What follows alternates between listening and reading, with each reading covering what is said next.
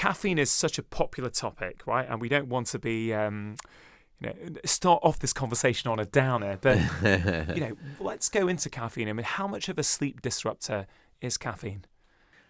I mean, it is quite significant, and one of the problems, with those long haul flights, and I would actually love to speak with, Virgin or British Airways about this. They serve caffeine liberally. Yeah. And the other thing they serve is alcohol, and I'd love to speak about that too, because both of those are the very best ways to A, disrupt your sleep, and B, actually make it much harder for your 24-hour biological circadian clock to readjust.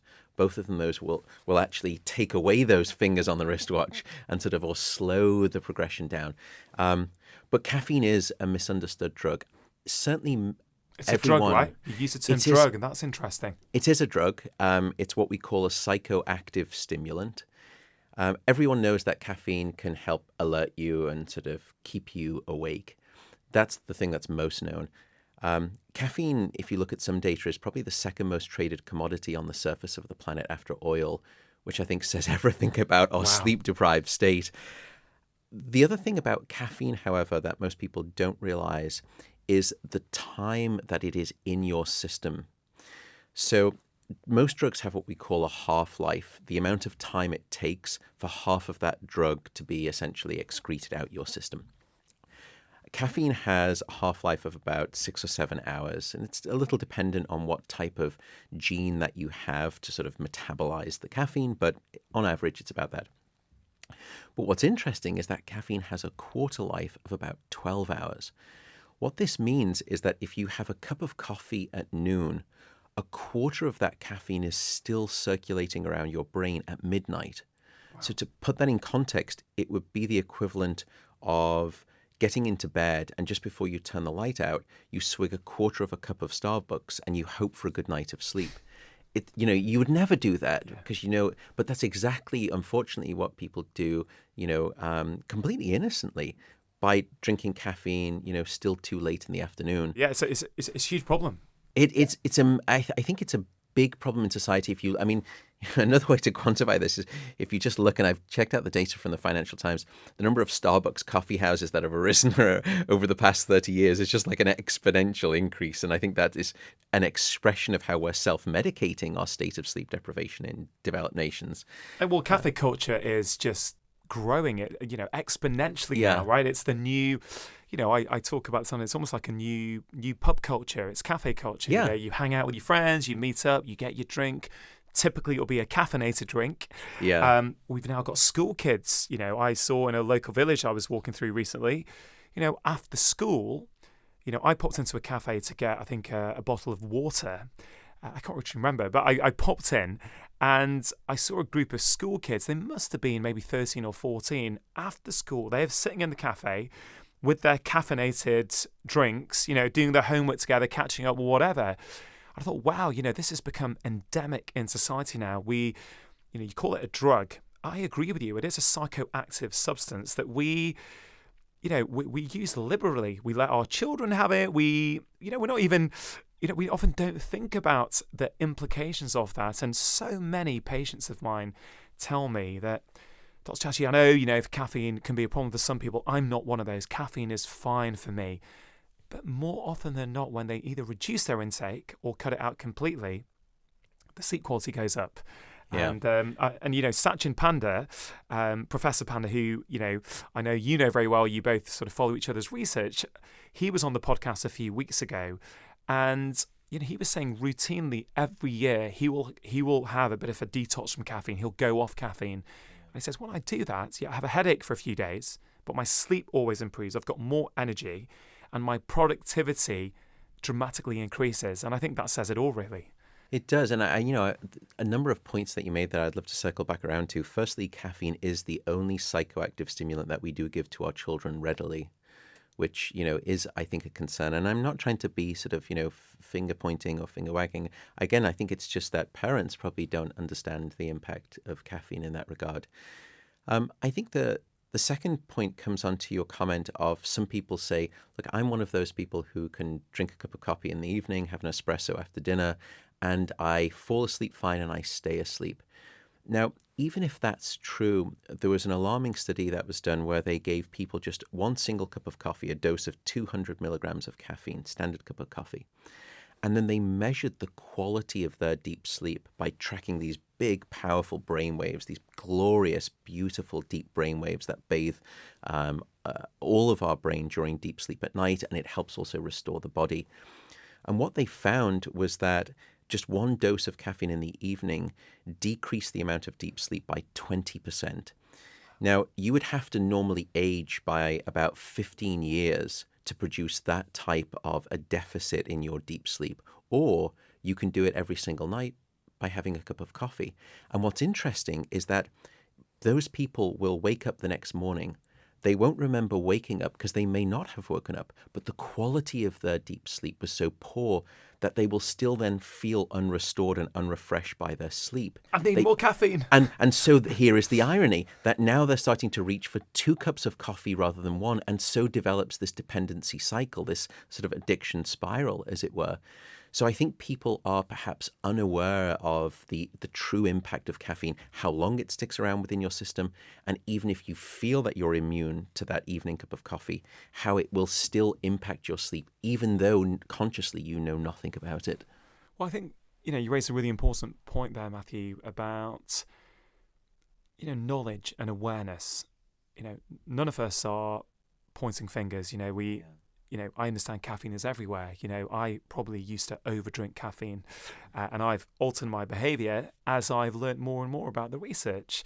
And I think what we're trying to do is raise awareness of, caffeine is a sleep disruptor. There's just no question about that. And, we can dress it up any way we want, but it is a sleep disruptor. So if anyone is listening to this, if that story that Matthew just mentioned resonates with you, I'd really sort of encourage you to have a little think about your caffeine usage and just see if can you wind it down a little bit? Can you see, bit by bit, if by reducing it, it improves your quality of sleep? The recommendation I make in my book is enjoy your caffeine before noon. And I say enjoy because I get it. People love it. Right? I love a good cup of coffee, but I will not have caffeine after midday.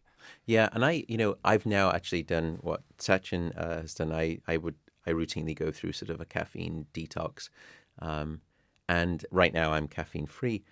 But, I too would enjoy that cup of coffee or a nice strong cup of, Yorkshire tea. I have no relationship with them, by the way, in the mornings.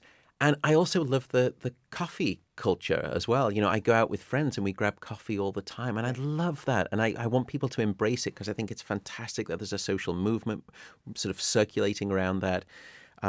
All I would say, though, is that, decaffeinated coffee is actually really quite good. And I would struggle, and I'd love to do the sort of, the Coke Pepsi challenge with decaf and caffeinated. Just in terms of the taste, you will probably notice that it wouldn't give you sort of the shakes or that sort of slightly anxious state. And you probably know the difference. But I've really become enamored with decaffeinated coffee in all of its flavors. And I love the cafe bar culture. So I'd love to embrace that. But I do like what you're saying about sort of patients just thinking a little bit about caffeine and considering it and just try the experiment.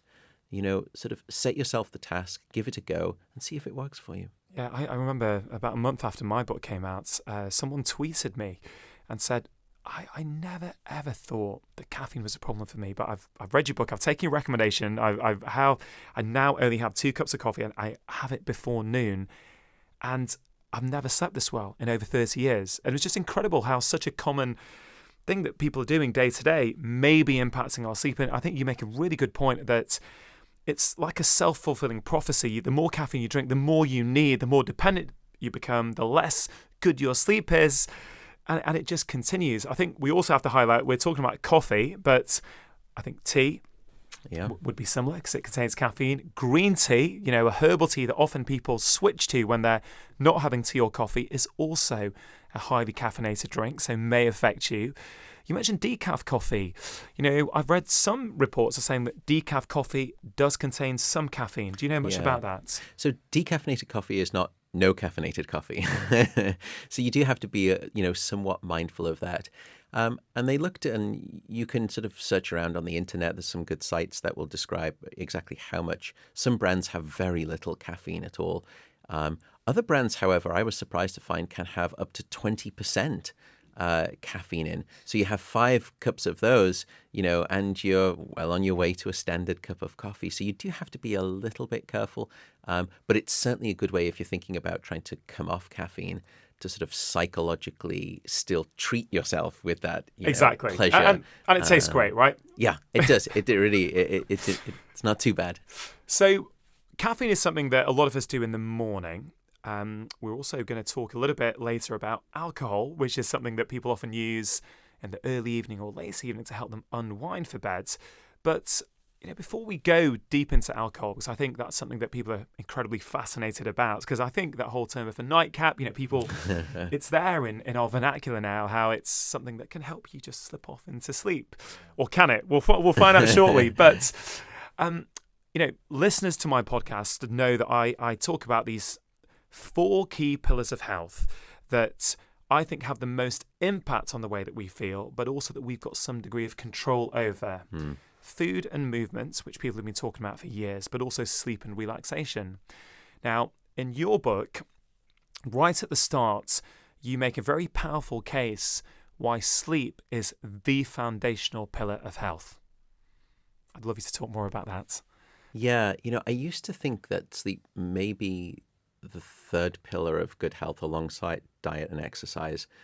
But the more I sort of did my research and the more I read from other people, I realized I was probably wrong, that in fact sleep is the foundation on which those 2 other things sit. And I'll give you an example in each. Firstly, for diet and exercise, we know that if people are trying to lose weight and they're being judicious about their food intake, they're trying to diet, but they're not getting sufficient sleep, 70% of all the weight that they lose will come from lean muscle mass and not fat. Wow. Because your body becomes very stingy in giving up its fat when you are underslept. So dieting becomes, quite redundant in that regard. You want to keep the muscle, you want to let go of the fat, and sleep deprivation will do the opposite to you. So that's the first thing. It's a foundational element on which, nutrition sits. And by the way, I'd love to talk all about sort of diet, appetite, sort of increased caloric intake, increase in exactly what you desire to eat when you're underslept. There's great data there. But let me move over to activity. We've spoken about the foundation on which diet sits.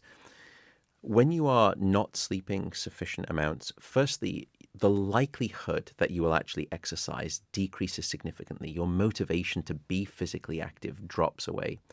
Even if you are physically active, the intensity of your workout will not be as strong, so it's less effective and less efficient.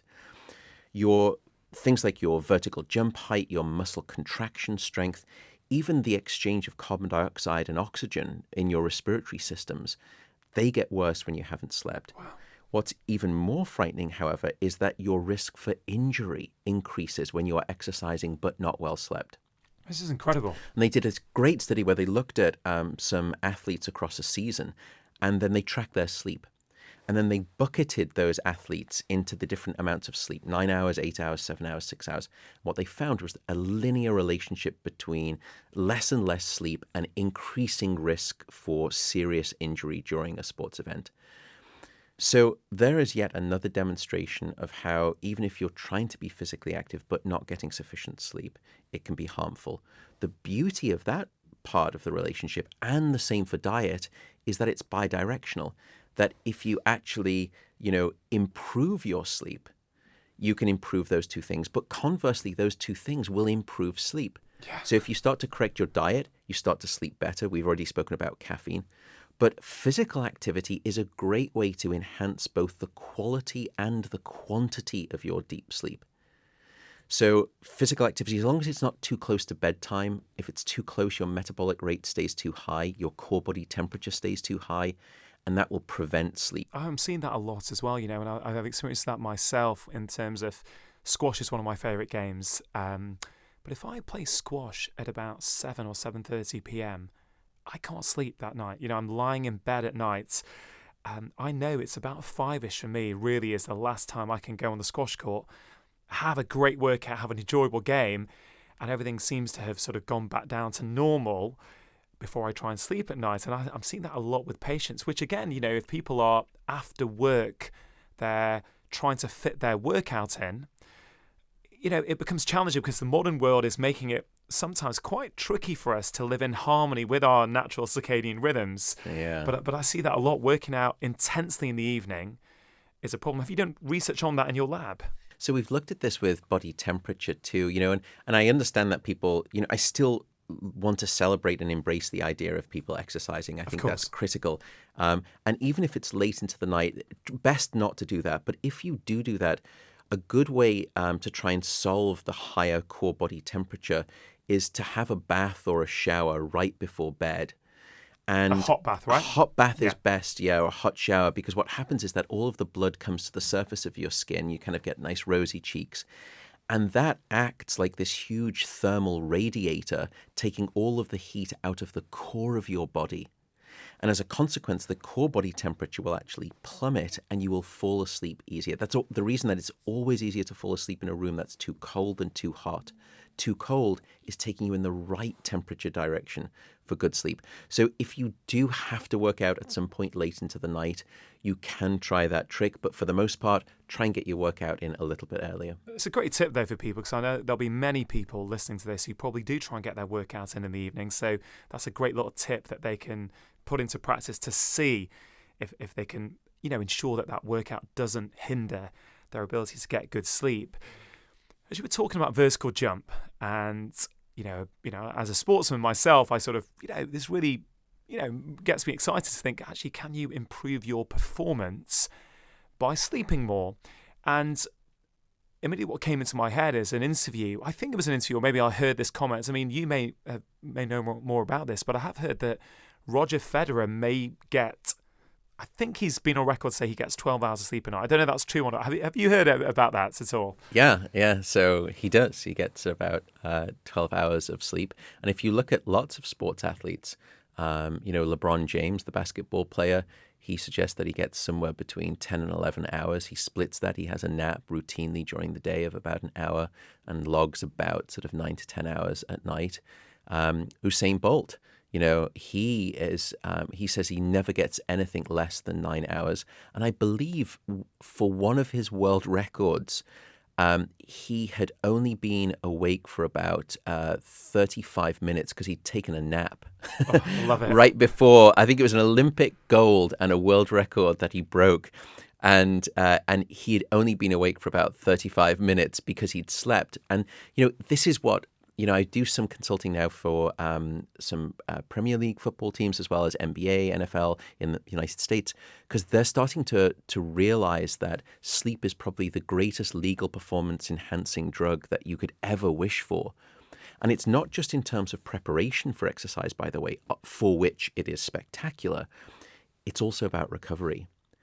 And that's one of the places where I see a lot of their sports physios perhaps not recognizing what they can do with sleep.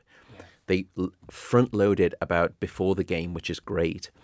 But often when teams are playing, they're playing multiple games. It's about a season, and it's all about maintaining their players' health. And that recovery period after a game before you play the next game is key.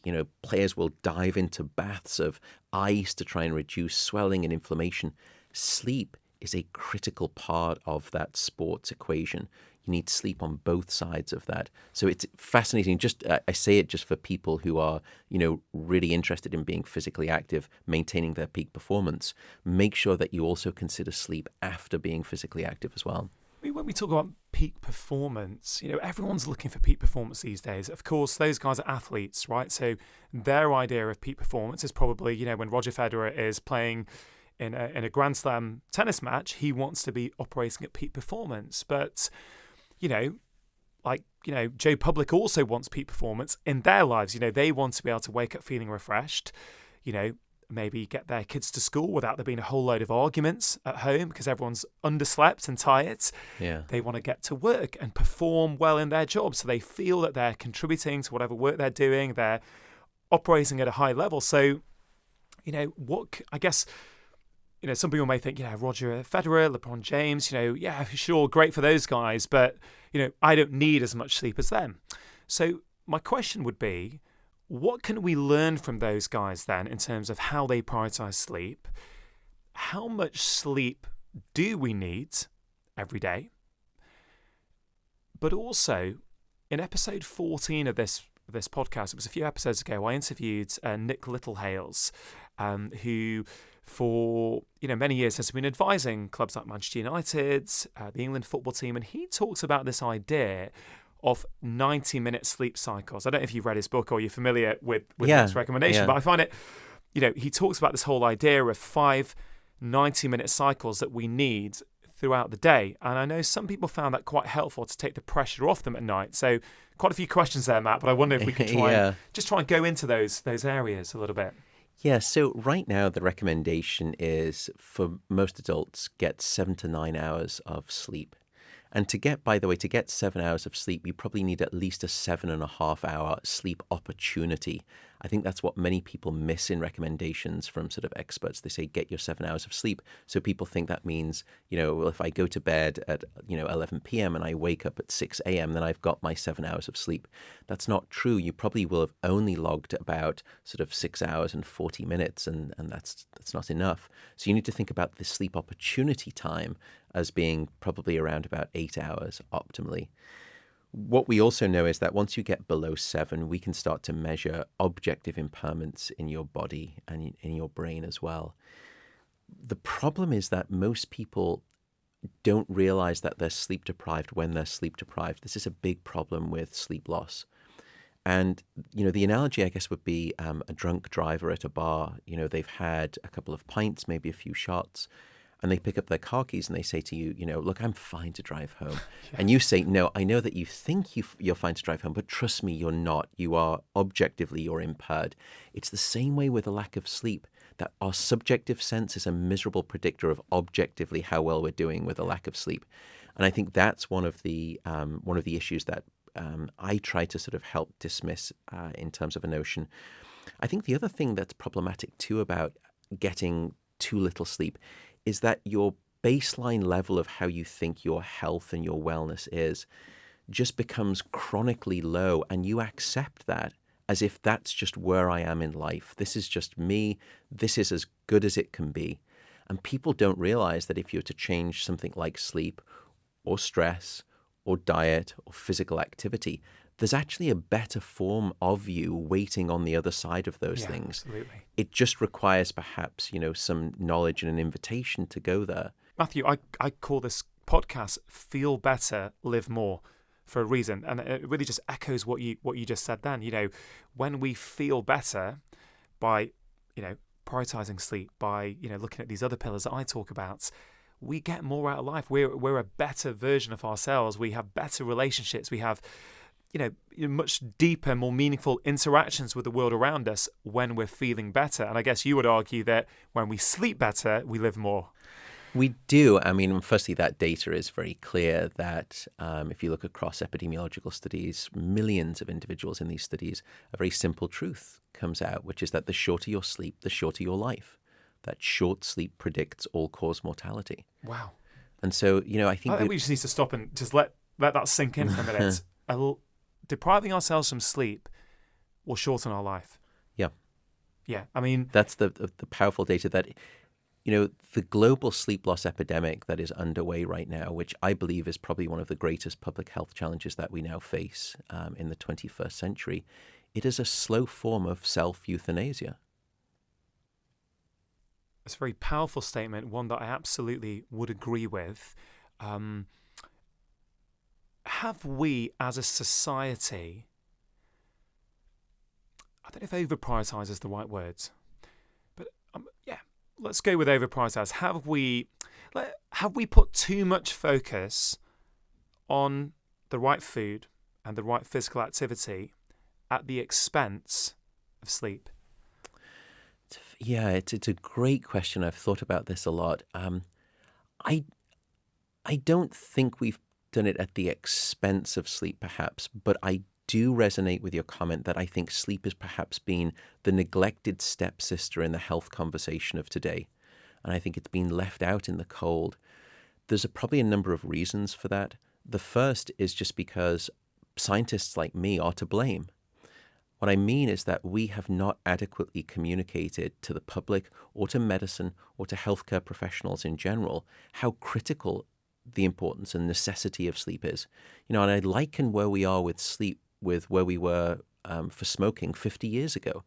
All of the science was there, but it hadn't trickled down into the public knowledge base or even into medicine. Well, that's what you do so great with your book, is you're bringing that awareness to the general public all over the world, which is fantastic. And that was part of the motivation for the book. I could see the disease and sickness and ill health that was caused by insufficient sleep. And there wasn't, there wasn't a blueprint guide. There wasn't some kind of a manifesto for sleep. And so that was part of the reason to write the book. But I think to come back, to why sleep is being left out in the cold, I think part of it is people like, at least my fault. I think the other thing too is that unlike diet and exercise, sleep has an image problem. I think nobody feels ashamed about saying, I went out for a run at lunchtime, or, I had a great run this morning. Nobody necessarily feels ashamed about, putting salad on their plate, and making a really healthy meal. But I do think people feel sometimes ashamed by saying, well, I need at least 8.5 hours of sleep a night. And sometimes I've heard the reaction of people saying, really? And that really has a hint in it to suggest that if you're getting sufficient sleep, and I choose that word carefully, sufficient, then you must be lazy, that you're slothful. Yeah. Because we've tagged and we've associated this thing called necessary sleep with that luggage of, something to be ashamed about. And in fact, if anything, it's what happens is that people have this braggadocio attitude, this almost sort of sleep machismo attitude, that you're very proud to tell people how little sleep that you're getting, as though it's, a badge of honor. I see that in some people, not all people, but some people. So I think to change that part of the sleep discussion and bring it into the health equation, we need to destigmatize sleep in a way too. I think those are at least two of the reasons why it's being left out in the cold. Yeah, absolutely. I mean, I've shared this before on the podcast that a few years ago, for me, it was probably when I had kids, actually, because my kids were early risers, and, that's the understatement of the year, that they were early risers. But I realized that if I didn't alter my going to bed time, I was going to be exhausted every single day, which is what was happening. And I sort of altered my whole sleep schedule a few years back. And it's something now that I really do prioritize. I will have a shut-off time in the evening, after which I'm not on my computer, I'm not working. I will wait, because I know that if I don't do that, the next day I won't be performing anywhere near the level I want to. And it actually reminds me of that Facebook conversation we had, the Facebook Live chat we did. Yeah. So guys, we were trying to schedule this chat for a little while, and I love this. Yeah. We put a date in, and then Matthew had to move the time, and I got an email, I think, from your publicist saying, can we move this time? And I thought, well, that's 9 p.m. UK time. Man, that's really late, because I've just written a book saying how important sleep is as well, and I'm trying to educate and inspire my audience that actually these things are really important. So I actually declined your very kind invitation to do it at 9 p.m. I just actually asked to see if we could change the time. Yeah, you probably didn't know. Yeah, I certainly wouldn't have suggested. Yeah, I said, guys, look, if we chat between 9 and 10 and we talk about how detrimental sleep is, and and all the problems associated with it, yet we're doing it late in the evening for my UK audience. I'm going to expose everyone to blue light in the evening, right, on their devices, emotionally work them up before bed. I thought, actually, you know what? Let's just decline that and do it at another time. So I thought that was quite nice. Yeah, that was great, wasn't it? It was just, for someone to embrace, sort of and practice what they preach. And, and I think for the two of us, a lot of people, of course, will ask me, well, so how much sleep do you get? And I will tell them that I do honestly get a non-negotiable 8-hour sleep opportunity every night. And I'm not trying to be, a poster child for sleep. I'm not trying to just sort of promote the book. If you knew the data as I do, and as I hope people will after reading the book, honestly, you just would not choose to do anything else. And, I don't want to live a shorter life, and I don't want to live a shorter life that is filled with disease or sickness. And from everything I can tell, sleep is perhaps one of the most democratic, freely available, efficacious forms of health insurance that you could ever wish for. And as a consequence, the reason I get that much is because, for selfish reasons, I just want to be alive and well for as long as possible. And I think, it's interesting hearing you say why you prioritize it. Again, it's selfish is the wrong word, but it's for self-preservation reasons. And one of the things I actually, if you don't mind, I know this is your podcast and you're interviewing me, but talk about whatever you want. But I would love to just ask you the question, because when I saw the title of the book, and I saw that there on the front cover was this word called sleep, and it was on my book on the front cover of your book. Yeah. There was this thing called sleep: relax, eat, move, and sleep. And I well imagine that the first three would be there, of course, from an eminent clinician, but I was surprised by the fourth. I was lovely excited. It was wonderful. But tell me, where did that decision come from to include sleep? Where did you get the awareness from? Where did you get the sensitivity to sleep? Was it boots on the ground with patients? Was it in a medical curriculum? Was it personal? Tell me. I'd love to know. Yeah, I think, Matthew, it's a great question, really. I mean, I guess my journey into this, of really being keen to promote lifestyle, comes from a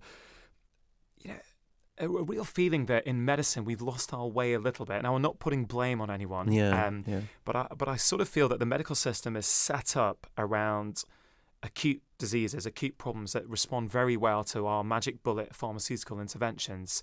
But I think the health landscape, even in my career, and I've nearly been seeing patients now for about 20 years, even in my career, I've seen the health landscape of the patients that I see change dramatically. Whereas now the bulk of what I see in my daily practice, I say 80% of it is in some way driven by our collective modern lifestyles. And so I've been delving deep for a few years now in terms of, what are those lifestyle factors that I can leverage with my patients to get a better outcome.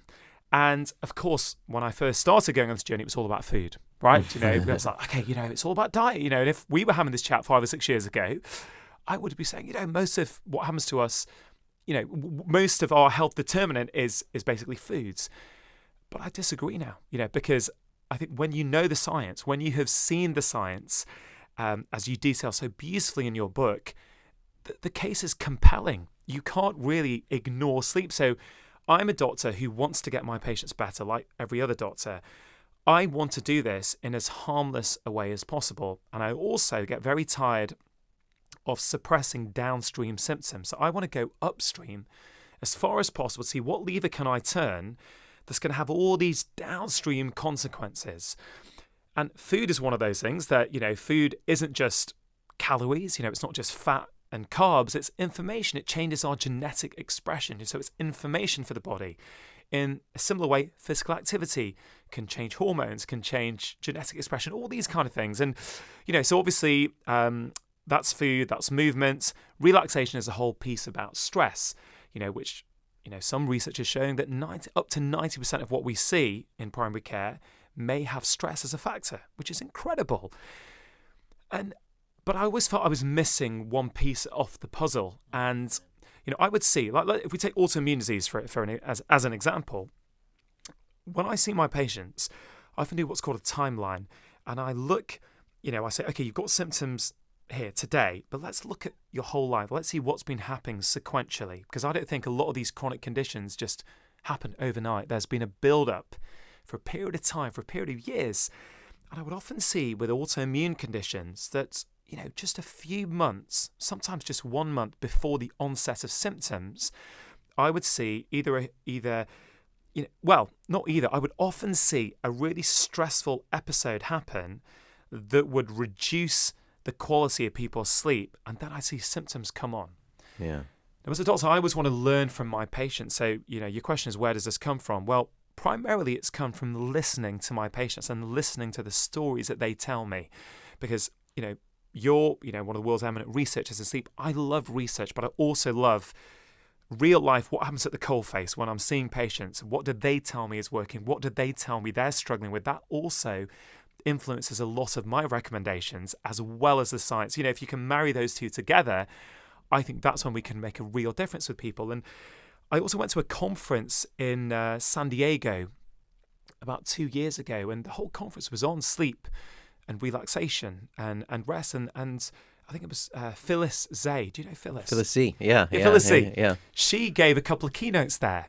And I thought, God, this really is whetting my appetite. It's really reinforcing what I'm seeing in my practice. As I say, when you look at the research, I thought, well, how can I write a lifestyle book that is to empower people to take control of their health and not cover sleep? I can't do it. I just can't do it. What's so interesting about that is, you had, all of this time at medical school in practice, and it took a conference, that you, through your own sheer interest and desire my own to try money, and my help, own sort of annual leave to go and do this stuff because I'm interested. That's where you got your sleep education. And, that strikes me as so, unfortunate. I want to work with medical systems to try and increase, a sleep education component, because wouldn't it be wonderful if all of our primary care physicians here in the United Kingdom were, as sleep aware and sleep motivated as you are? And I'm sure they would be delighted to receive that information. I have lots of friends here who are doctors, and I know that they would embrace that and would love to try and increase wellness in their patients, but there's just no pathway that we've engineered in the medical system to gift them with that knowledge and dispense wellness to their patients, because sleep really is the tide that raises all of the other health boats. It's just as you said, it's the superordinate node that if you manipulate it, it's like the Archimedes lever, you pull that, everything else can start to come into play. You get the sleep better. It affects your brain, it affects your hormones, it affects your genetic expression, it affects all these sort of things that we might be looking for drugs to affect those individual pathways, but you can improve a lot of them by improving your sleep. Yeah, and it's we think, well, that sounds almost too good, but don't forget, it took Mother Nature 3.6 million years to evolve this necessity of 8 hours of sleep in place, which I should note, by the way, that if you look at the data, back in the 1940s, the average adult was sleeping about 7.9 hours of sleep. Now that number here in the United Kingdom is closer to 6 hours and 30 minutes. In other words, within the space of 100 years, which is a blink of an evolutionary eye, we've lopped off almost 20% of our sleep need. How could that not come with demonstrable health and disease consequence?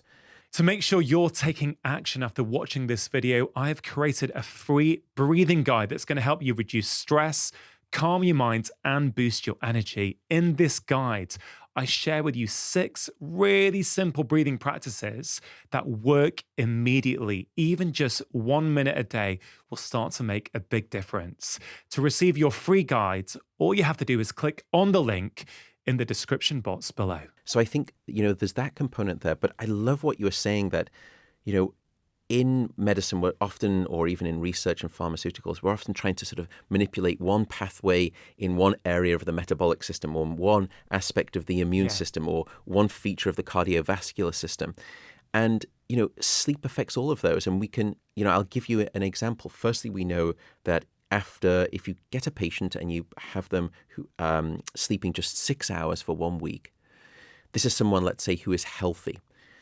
At the end of that 1 week of short sleep, their blood sugar levels are disrupted so significantly that they would be pre-diabetic, that you would diagnose them as being in a state of pre-diabetic. Just from sleep deprivation. Just from sleep deprivation. We control all of the factors. You can also speak about sleep loss and the cardiovascular system. And all it takes is 1 hour of lost sleep, because there is a global experiment that's performed on 1.6 billion people across 70 countries twice a year, and it's called daylight savings time. And it turns out that when you look at that data in the spring, when we lose an hour of sleep, we see a subsequent 24% increase in heart attacks as a result. It's just incredible. But in the autumn, when we gain an hour of sleep, we see a 21% reduction in heart attacks. So the data's there on a global level, isn't it? Just from that. Is striking, and you can even think, you speak a lot about, the immune system. It's so key for our health. So tell us, what does sleep do for the immune system? So firstly, we can look on both sides of the coin. What happens when we don't get enough sleep? Firstly, we know that people who are sleeping 5 hours a night are 4 times more likely to catch a cold than those people who are sleeping 8 hours or more. Wow. Striking study, very well controlled study. We also know that it doesn't take 1 week of, short sleep deprivation. 1 night is enough. What we've found is that if you take healthy individuals and then we limit them to just 4 hours of sleep for 1 single night, what we see is a 70% drop in critical anti-cancer fighting immune cells called natural killer cells, which are these wonderful sort of immune assassins that, help decrease our, cancer risk. Yeah. And help us fight infections. And fight part of our innate infection. immune system. Exactly. Part of that critical innate immune response. Flip the sort of the side of the coin. And now what we find is that when you get sleep, there is a change in what we call the autonomic nervous system, which is sort of this automatic part of our nervous system. And that automatic nervous system is split into 2 branches. One that is sort of like the accelerator pedal that gets us revved up, triggers the fight or flight response. The other is the brake that sort of calms us down. And when we go into deep sleep, we apply that brake to the nervous system and everything quiets down. Heart rate decreases.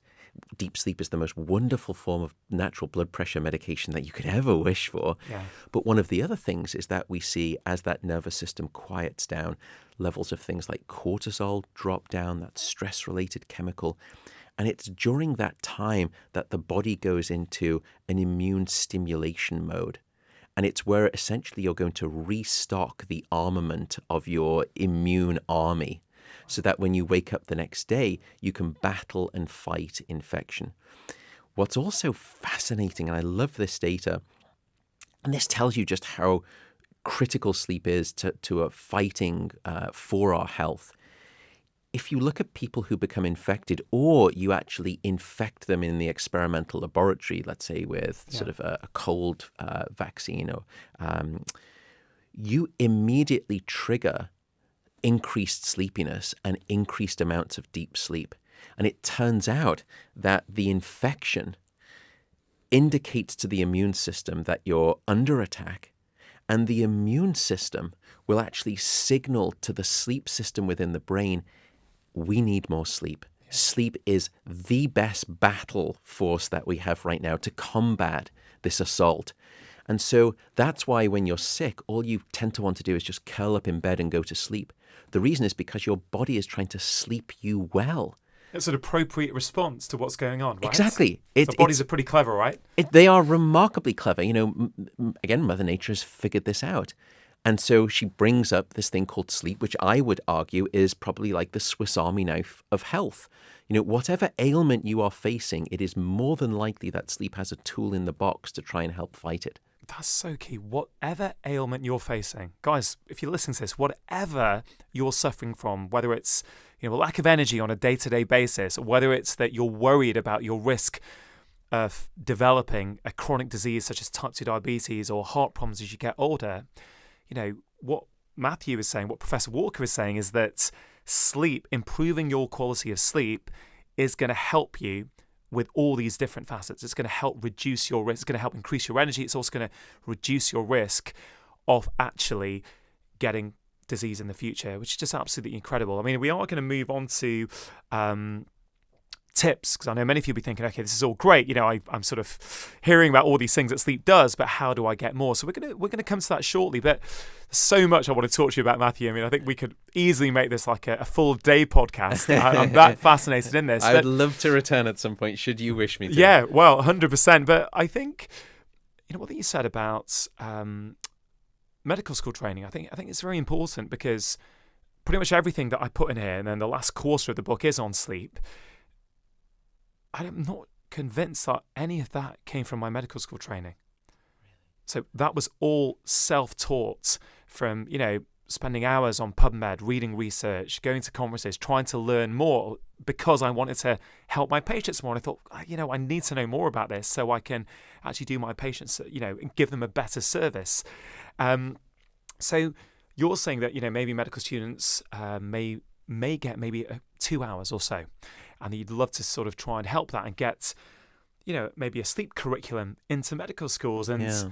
this really, I think one of the reasons we get on so well is there's so much synergy in our viewpoint in terms of how we think this needs to change. So what I've done over the past 6 months is develop a brand new course with a colleague of mine, Dr. Panja, called Prescribing Lifestyle Medicine. And it's a one-day masterclass to teach healthcare professionals, but primarily doctors, on the basics of, lifestyle medicine, if you will, as a term. So we go into sleep and we teach this framework where they can simply apply these 4 pillars with their patients to start to actually implement lifestyle medicine. I'd love to maybe collaborate with you and show you the slides. I'd love to. And I've got, I teach a whole course at the University of California, Berkeley, the science of sleep. So I've got lots of slides. I'd love to just share and do whatever I could to try and help sort of perpetuate that movement that you've got going. It's wonderful. That's exactly what we need. Yeah, and then maybe we can talk about how we get that into medical schools, and Yeah, I was going to actually ask you, how could we, even collectively, think about trying to, approach sort of medicine here in the United Kingdom and see if we could. We'll talk about that off air from the podcast, because I think that could be a great collaboration. Okay, Matthew, I know you're short on time, and again, we could just go on for so long.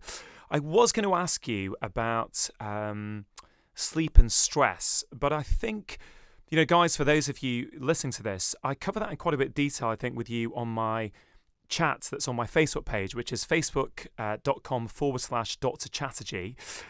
So, guys, you can actually check it out there. But everything that Matthew and I talk about, including that Lancet paper that he mentioned, is going to be in the show notes, which is going to be at drchatterjee.com/why we sleep. There's going to be links there to everything Matthew talks about, some of Matthew's articles, his book, all kinds of things. So, guys, do check that out after the podcast, and you can do a bit of further reading on those topics that interest you.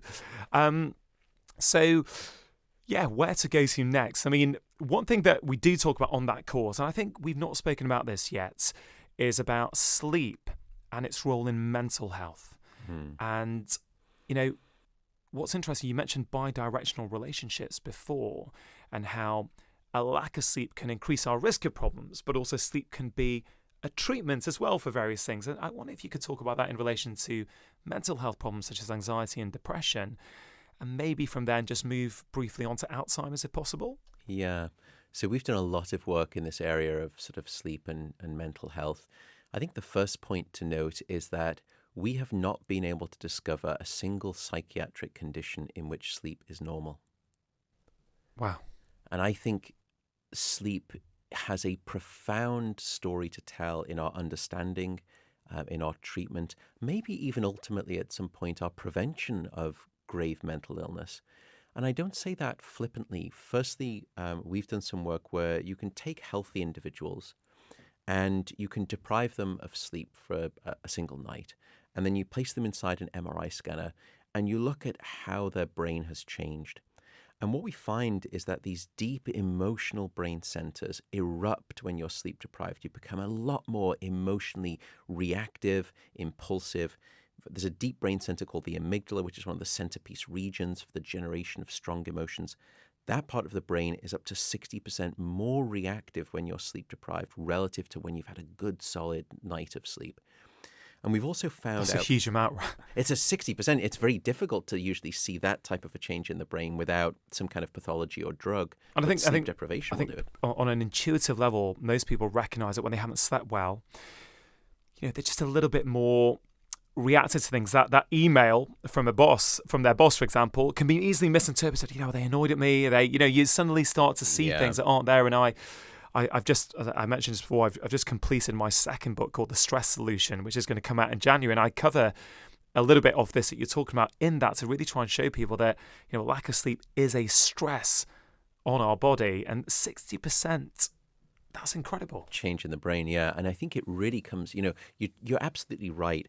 Many of us have a sense that, I just snapped ... Those are the words that usually follow a bad night of sleep or when you've not got enough sleep. And we know it all the way down sort of the age chain. You think about a parent holding a child, the child is crying and they look at you and they say, well, they just didn't sleep well last night. As if there's some universal knowledge that bad sleep the night before equals bad mood and emotion reactivity the next day. And it doesn't stop in infancy or childhood or adolescence. It's true when we are adults as well. And we've seen this data. What I think is concerning is that that neurological signature that we discovered in that study is not dissimilar to numerous psychiatric conditions. And in fact, we're now finding significant links between sleep disruption and depression, anxiety, including PTSD, schizophrenia, and most recently and tragically, suicide as well. In fact, a short sleep duration is usually predictive of either suicidal ideation, suicidal thoughts, suicide attempts, and tragically, suicide completion. So I think the scope through which sleep is impacting mental health disease, I think, is considerable. We used to think in psychiatry that the psychiatric disease was perhaps causing the sleep disruption. I think now we've been forced to change our minds. It's not as though it's completely in the opposite direction. It's not that every psychiatric condition is a sleep disorder. That's not true either. But is it a two-way street? I think that that's probably more tenable. In fact, is the dominant flow of traffic perhaps more in one direction than the other? I think that's also reasonable to assume on the basis of the data right now as well. So I think there's clearly an intimate relationship between our mental health and our sleep health. Matthew, these, the implications of what you just said, I think, are so profound. We've got to accept in the 21st century, not only do we not prioritize sleep enough, we're a chronically sleep-deprived society. We're now going through a mental health epidemic. Mind, the charity here in the UK, say that about 1 in 4 people in the UK now in any given year are going to be diagnosed with a mental health problem. Right, now that's incredible. And when you hear about that research, we think chronically sleep-deprived society, mental health problems on the rise. Yes, there are other factors. Okay, I don't think you both of us agree on that. Yeah, we're not trying to say it's all to do with sleep, but what we are trying to say is that sleep is a critical part of the equation and one that we can no longer afford to ignore. So I find that research fascinating, and it makes me think as a doctor. You've mentioned already type 2 diabetes, heart disease, mental health problems such as depression and anxiety. I know. At our previous discussion, again, guys, I'd point you to that Facebook discussion because we won't have time to go into this today, but we will when I get you back on the podcast.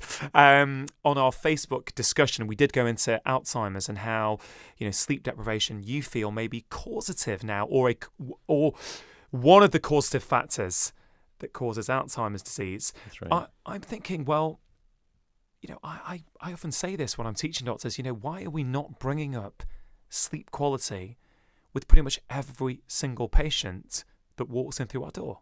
And you could imagine the cost savings to, our economy. In fact, the Rand Corporation recently did a survey, the enormous cost of sleep deprivation throughout a number of developed nations. What they found was that a lack of sleep costs most nations about 2% of their GDP. So here in the United Kingdom, that's £30 billion of lost economic value caused by insufficient sleep. In the United States, it was $411 billion. In Japan, it was $138 billion. In other words, if you solve the sleep loss epidemic, imagine you could almost double the budget for education, or you could perhaps even halve the healthcare deficit.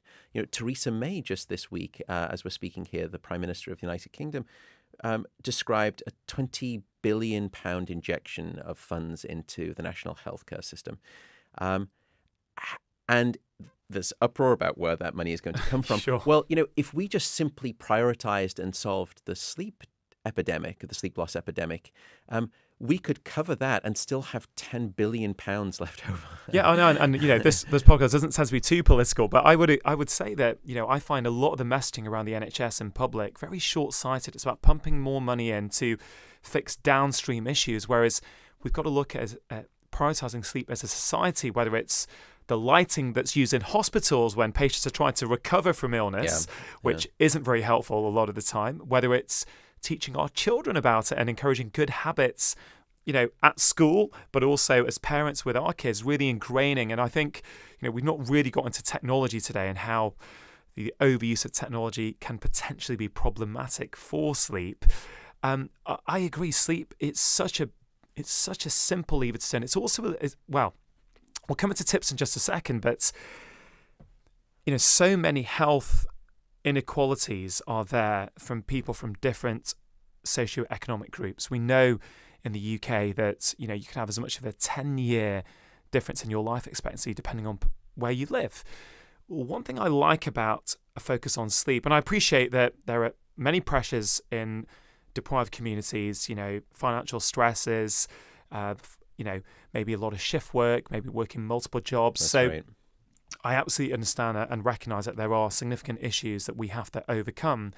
But a lot of the recommendations that we're now going to talk about, that I cover in my book and you cover in detail in your book, most of the recommendations to help people to, get more quality sleep are free of charge. Yeah, I often say that I think sleep is perhaps the most democratically freely available healthcare system for everyone around the world. Now, that's a bit of a glib statement on the basis of exactly what you just said, I think about, and the data is quite frightening. We've been looking at this too, at sort of low socioeconomic status communities, and there what you see is just what you described, higher general social stress that impairs sleep, usually working multiple different jobs, split shifts, working the night work. Often people in those communities are working in the service industry. That usually means that you're either up very early or you're staying in work very late, all of which comprise, factors that work against sleep. So I want to be really appreciative of that. Yeah, me too. But still, I think, the tips that we can do right now to start sleeping better every night should be applicable and for the most part utilized by just about everyone, as long as you don't have a sleep disorder. Well, Matthew, normally I end the podcast off by asking people for 4 key tips that people can put into practice immediately. But we don't have to limit it to 4. I want this podcast to inspire people to not only take sleep seriously, but to give them some practical help. So immediately after listening to this, I can put the headphones down and go, right, I'm going to do what Professor Walker's asked me to do. I'm going to try these 5 things today. In your experience, and you've been interviewed all around the world now to do with your book, what are those common things that people aren't doing that they could do to help improve their sleep? Yeah, so there's probably maybe 5 things that people can do right now to get better sleep. The first is regularity. Going to bed at the same time and waking up at the same time, no matter what. Even if you've had a bad night of sleep, still try to wake up at the same time. Just understand it's going to be a tough next day, and then get to bed at the same time that following night, and you'll have a good night of sleep. You'll sort of sleep a little bit more soundly that night. Even if it's the weekday or the weekend, don't do what we call social jet lag, which is sort of where you sort of sleep too late at the weekend, and then on Sunday night you've got to drag your body clock all the way back and try and force it to sleep at a time when you haven't been sleeping before. That's torture. Regularity is key. The second thing is temperature. We've spoken a little bit about that, but keep your bedroom cool. Probably around about 18 degrees Celsius, which is colder than most people think. But cooling the room down takes your body into that right sort of thermal space for good sleep. It cools it down. Darkness, we've spoken about too, but we are, I think, a dark deprived society in this modern era.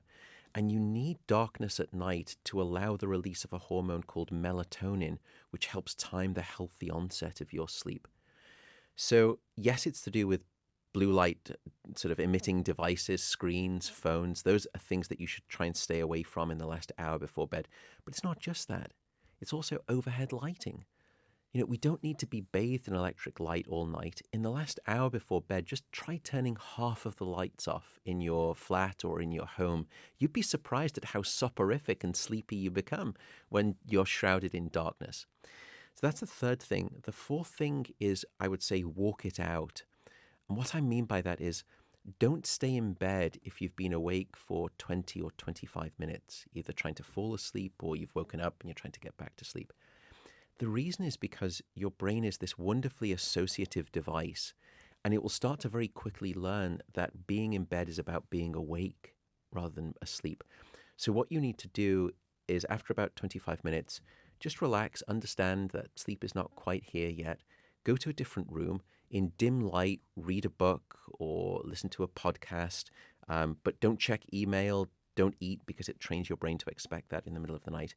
Only return to bed when you are very sleepy, And that way your brain will start to relearn the association that your bedroom is the place of sleep rather than the place of I think wake. that's a really important tip, Matthew, that, I know even from our first conversation on Facebook, but, whenever I talk about sleep, people can often get really wound up about this and say, I'm doing all those things, I can't sleep. And they've really just, without trying to, their brain has just got into this position where it's been trained not to sleep. It's been trained to not associate the bedroom with sleep. Or, so many people I see, and I hear about on social media are doing work emails right up to the moment they fall asleep. And we mentioned children before, and I often say, children need a bedtime routine. We know that. Right? Why as adults do we think we're any different? We should, and you're absolutely right. We've turned the bed in this day and age often, into a kitchen. We've turned it into an office. We've turned it into a cinema. We do all of these things typically on the bed, which then it does impact the brain's association. It gets quite confused about what this thing called the bed is all about.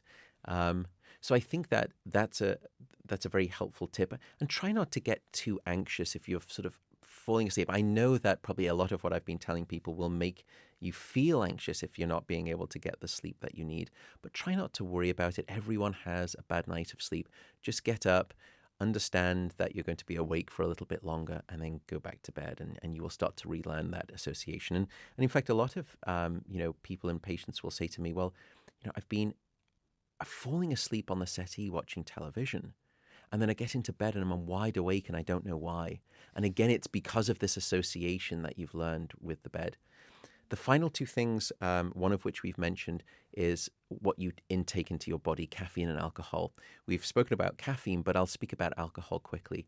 Many people use alcohol as a sleep aid, and it is anything but an assistant to sleep.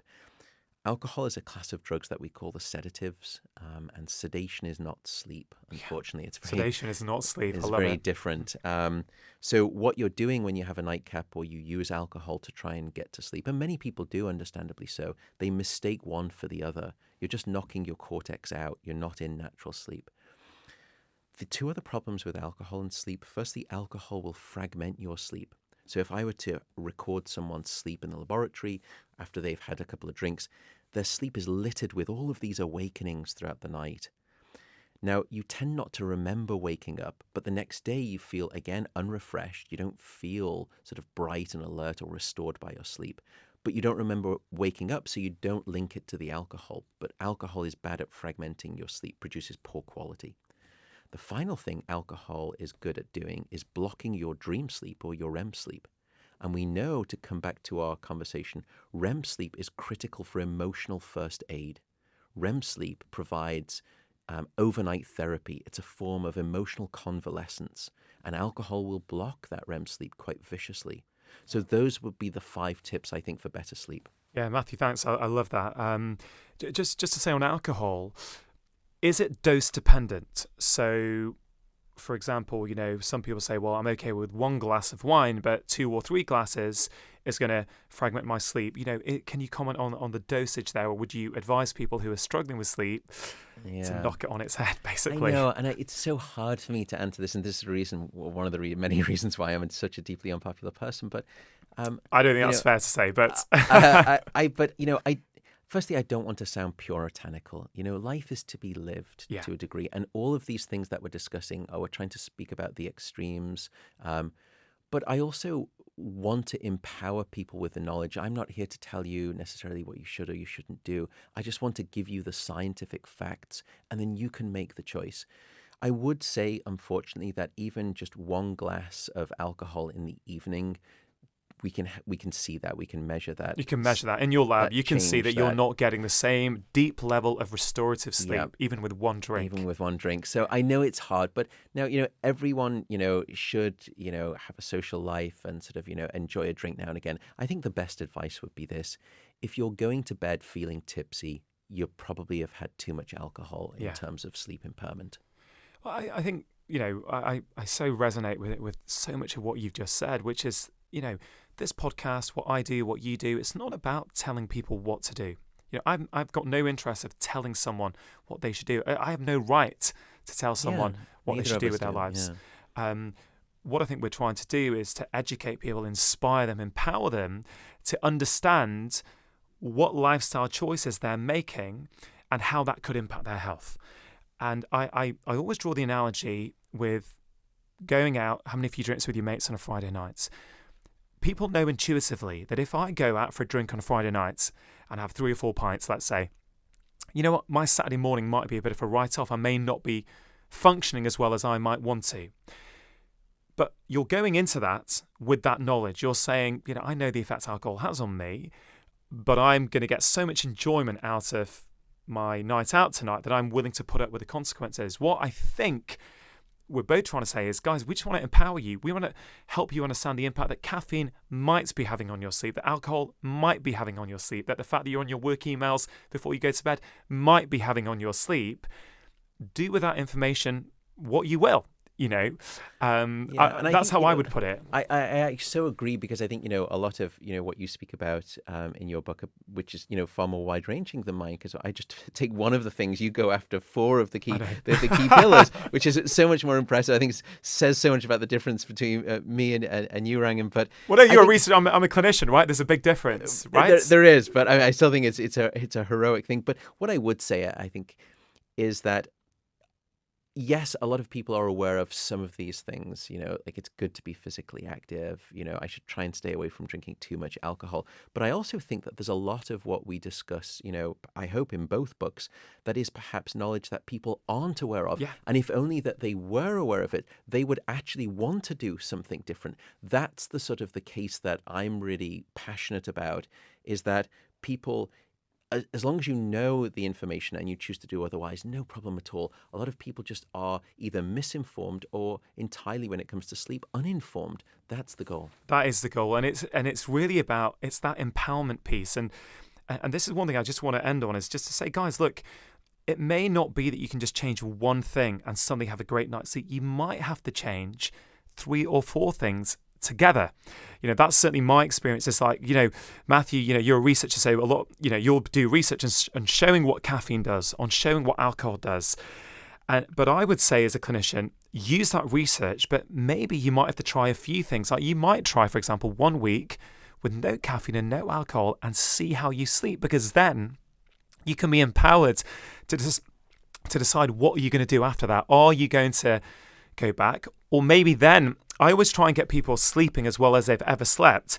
Then they can start reintroducing some of these lifestyle things that they want. And they can say, oh, wow, that's interesting. I felt great last week, but now when I have a 2 p.m. coffee, you know what? I'm not quite as good. Okay, that's going to teach me now that I'm going to knock it a bit earlier in the day, because I think ultimately nobody's going to follow your advice or my advice simply because we told them to. I think it's only when they start to feel the difference themselves, they go, wow, I kind of like feeling good. Yeah, and I think, I love your point about just trying to give it time too. Sleep and starting to change your sleep and seeing the effects of getting better sleep. It's a little bit like exercise at the gym. You're not going to go to the gym one day and wake up looking like Arnold Schwarzenegger. It just takes some time, but if you commit to it, you will see gradual change. And it's the same thing with sleep as well. But I also think, I love the idea of you putting sleep in that bedrock place and then starting to introduce the other factors. What's lovely is that many of them will actually fall in place when sleep is stabilized. And I'll give you a good example of diet. We know that without sufficient sleep, 2 critical appetite hormones go in opposite bad directions. One of those hormones is called leptin, which is a hormone that sort of signals to your body you're full, you don't want to eat anymore.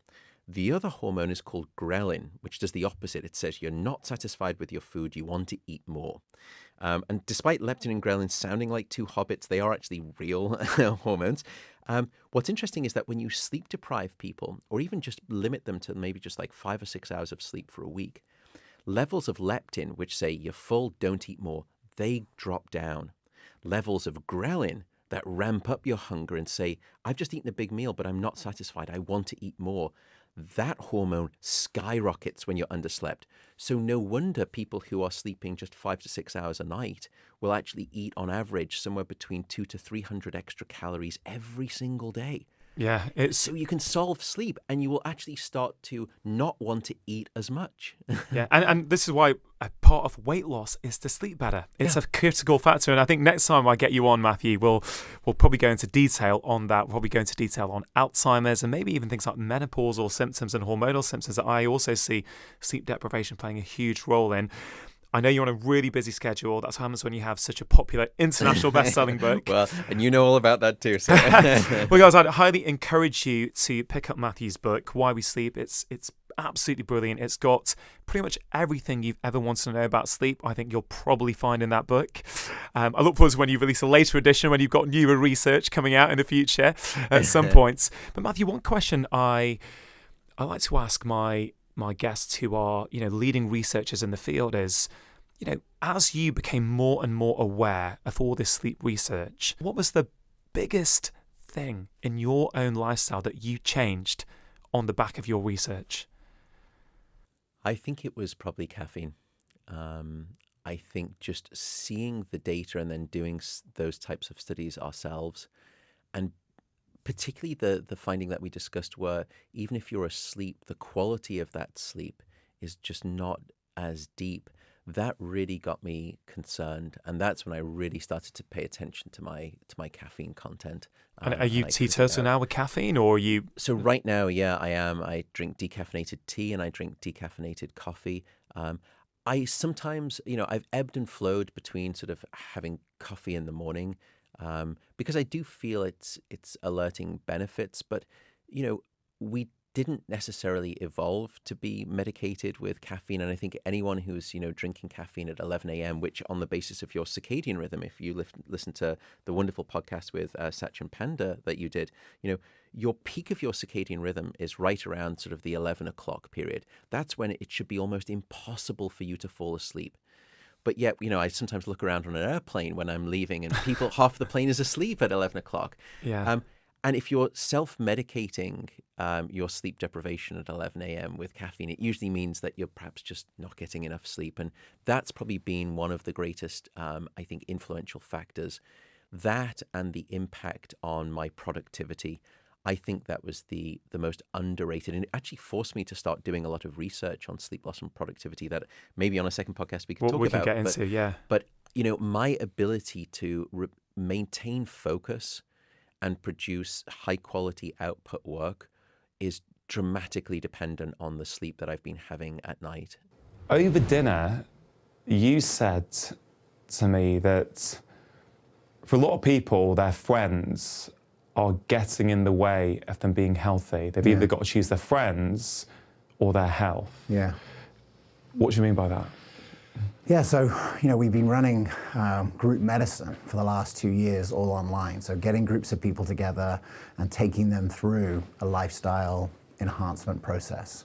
And in the first month, we asked the question, who out of all of your friends and your family is going to be supportive of this transformation, right? And what we found is that very few people had friendships that actually reinforced healthy behaviors. And in fact, a lot of friendships were built on really unhealthy behaviors. In England, going to the pub; in America, tailgating. There's all these different things that are built around these really unhealthy behaviors. And so when people are faced with the fact, like, do I want to reject these friendships, right? And loneliness is the biggest driver of all-cause mortality. A targeted rejection from a social group can increase your chances of depression by 20 times. So that's one path, right? Leaving that group behind. And on the other side, if you've got an autoimmune disease and you're going to pizza and beer night every Friday, it's very difficult, to get improvement in an autoimmune disease with that consistent diet. And so many people who are at the beginning of thinking, can I actually reverse my chronic illness, which is sort of the journey that they're starting with, are faced with this really, really impossible choice. This is just so powerful. And I'm pretty sure, James, that every single person listening to this or watching this right now, if you really think about that question, who in your life is going to be supportive of these changes? I kind of feel that it will bring up a whole load of emotions for different people, because as a doctor, that's something I've seen time and time again, is that, often it's in January when they've got the motivation. They can, follow the plan for a few weeks and they're feeling better, but the life around them, the environment around them, the people around them are not swimming in the same direction. So that change becomes almost impossible to turn into like a long-term transformation. Yeah, and other people could actually almost actively sabotage it because they have their own shame and guilt about not making those changes. And so it's like, come on, have another drink, or whatever that is, because they want to feel better about themselves too. And there's these subtle psychological things that are happening inside friendships. And ultimately what we've seen is that when people can build new healthy relationships that support these new healthy behaviors, it's not only transformational to people's sort of mental state, but actually it gives them the right sort of accountability and support structures to make really profound changes in their health that, as you know, turn into really profound changes in their diagnosis, health status. Something I've been pondering a lot over the last few years is this idea that, aren't we fundamentally getting something wrong as doctors? Not intentionally, but as a result of the way that we practice, which is that we're fundamentally, if we go from the starting point that 80 to 90% of what we're seeing now as medical doctors is in some way related to our collective modern lifestyles. Yeah. Okay, again, I'm not putting blame on people. I get it that life's tough and it's difficult for people. But if that's the starting point, then the next step is that a lot of what we're asking our patients to do is make changes to their lifestyle. Yeah. Right? And our patients want help in making changes to their lifestyle. Mm-hmm. But a lot of what we do, the way the system is set up, is to see an individual by themselves, talk to them about their health, and actually ask them to make changes in isolation. And this is, of course, why things like parkrun are proving so transformative, because parkrun, these kind of events where people do a 5K walking or running or walk running, whatever, and people, whether they're attending or they're volunteering, are having their lives transformed because it's the power of the group and the community. Now, you mentioned a term, group medicine. Yeah. I reckon a lot of people listening at the moment will not be familiar with that term. So what do you mean when you say the term group medicine? Well, the reason why they're unfamiliar with it is because it hasn't really existed, right? This is a new area that I've been working in and pioneering in, trying to really understand. Something that most people will be familiar with is Alcoholics Anonymous, right? Where if you went back 100 years and you asked the average doctor, is alcoholism treatable, reversible? They would say, absolutely not. You can't reverse it. That's because doctors and drugs can't reverse it. But a supportive community of mentorship, support, and accountability is actually very effective at getting people to no longer be addicted to alcohol. And as I looked at these chronic illnesses, like type 2 diabetes, heart disease, Alzheimer's, mental health issues, like the big chronic illnesses that affect the majority of the population, even things like chronic pain, they're actually a lot more similar to alcoholism than they are to being hit by a car. And yet we sort of use the medicine of, we use acute style medicine with these chronic illnesses. And essentially that was the beginning of a thinking process of like, could we take some of the ideas from Alcoholics Anonymous? Like the most obvious one is knowing someone who got sober, right? So if you have a chronic illness, maybe the most important person that you need, not a doctor, is actually knowing someone who reversed that chronic illness. And what if we could introduce those people to each other in a supportive container where other people, where it was just a norm and all these people had made progress on it? What would happen if we did that? And as we've innovated in that, both in person before the pandemic and now online since the pandemic, what we've seen is that that person is really missing in healthcare, that mentor, that support, that sponsor. And I believe that it's a critical part of the future of reversing chronic illness. It's a beautiful analogy, that.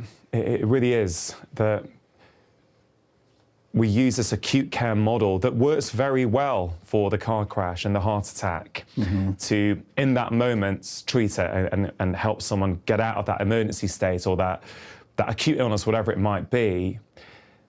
One of the things I've said many times on this podcast, and you've been talking about for years in America, It's this idea that that acute medical model that works well for acute conditions is not translating very well to chronic illness. You know, anxiety, depression, chronic pain, type 2 diabetes, obesity, even things like gut problems and even low libido I'd put in this category. You know, these are all these kind of chronic conditions that are bothering us and affecting us, but we still see these things as medical issues. Yeah. And I think that's what's really interesting about your work to me. Are these medical issues, or are they actually social issues? Yeah. Well, it's really interesting. As I started researching my book, and I did a TEDx talk on this topic, started to really see that many things that are now medicalized were actually just a part of community, right?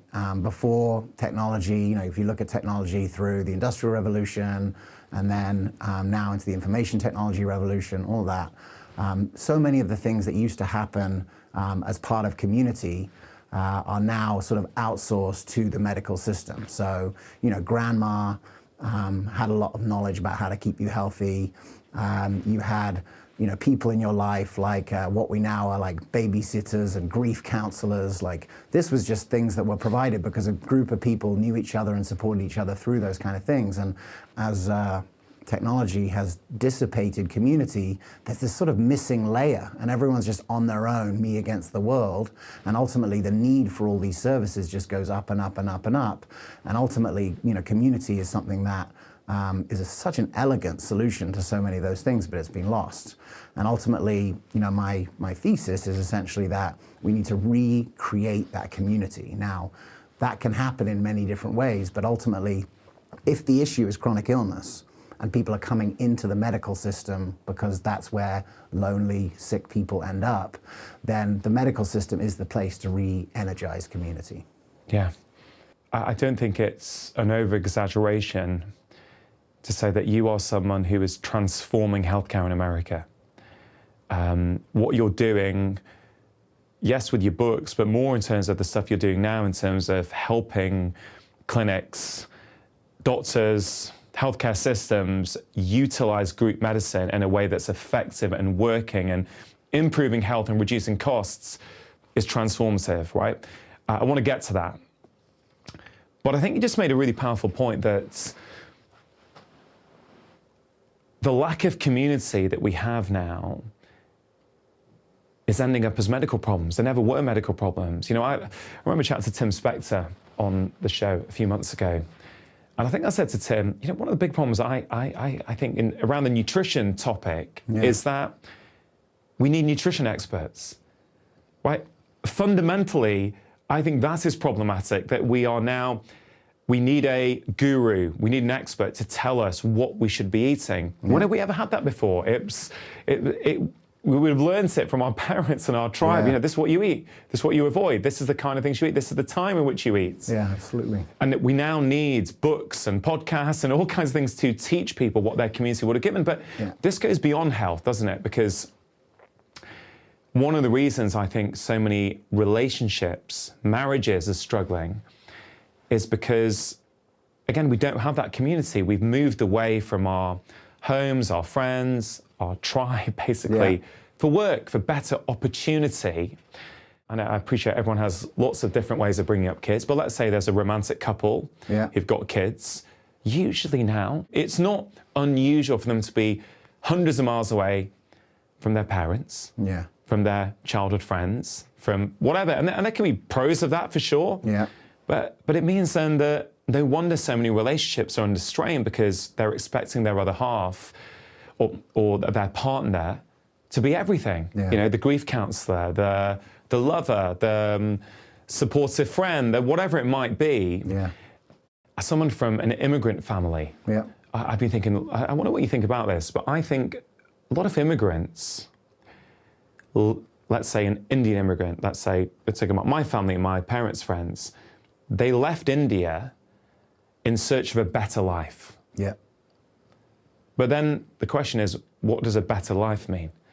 Because they literally leave all their family, all their friends, all their community, all their culture to go to somewhere completely different. Yes, on paper they may be earning more money. Yeah. But I've really come to the conclusion that I think many families now are actually regretting the trade that they made. They got more money, more material wealth, but I think they lost a whole lot more in that process. 100%, man. I mean, I'm living proof of that too. So, you know, I've lived in America for 17 years. I grew up here in the UK. I had the American passport. So 17 years I moved away, met a girl, got married, had kids. My first daughter was born in New York. Extremely isolating. The first year we were there was snowmageddon. You couldn't go outside for 4 months, right? And no one else I knew had kids because we were 32 when we have kids. People in New York have kids when they're 45, right? So then we moved to LA, really good weather, but you know, better for bringing up the kids, but still isolated in the fact that we didn't really know anyone else when we moved there and who had kids. And eventually in 2018, we actually ended up moving back to the Sacramento area where my wife's family's from, because ultimately we realized, like, am I really going to entrust, what proportion of my kid's life do I want to entrust to a random babysitter that's trying to be an actress, right? I would hear my daughter say things, and I was like, where did you hear that? And I was like, it's the babysitters. So then there was a real moment where I was like, hang on a minute, it's really important to have family around. My wife's family is from the Sacramento area. And so it was really important to me to, you know, give my daughter, now 2 daughters, the opportunity to be around people who genuinely cared for them for reasons of, you know, altruistic and real love, right? So that was the first thing. And I will say, I could visibly see that my daughter's nervous system shift when we moved there, and she kind of realized that she knew and trusted everyone around her, and that there was no, you know, sort of random new characters coming into her life every day. That there was a serious moment of like, that I saw, okay, we've done the right thing. Beyond that, you know, when I moved there, I realized, like, I don't know anyone here, you know, so who's gonna be my new friends? And how am I gonna, as someone who's interested in community, what sort of community do I want? And you know, ultimately, one of the best decisions that I ever made in my life in the last 3 years is I've been part of a men's group. So every week, for 3 hours a week, there's a group of anywhere between 4 and 9 of us. There's 9 of us in the group, but not everyone can make it every week. Sit in circle for 3 hours and get into it, right? Get into what's going on in our lives.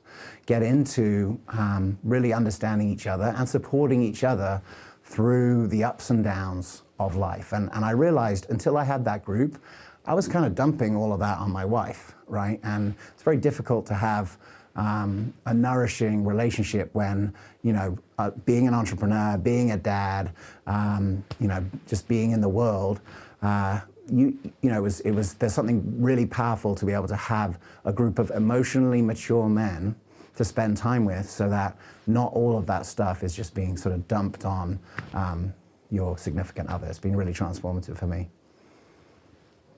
You said to me last night that these men's groups have had a massive impact, not only on you, but also your marriage. Yeah. Yeah, absolutely. I mean, I'm grounded. I'm in integrity with my word.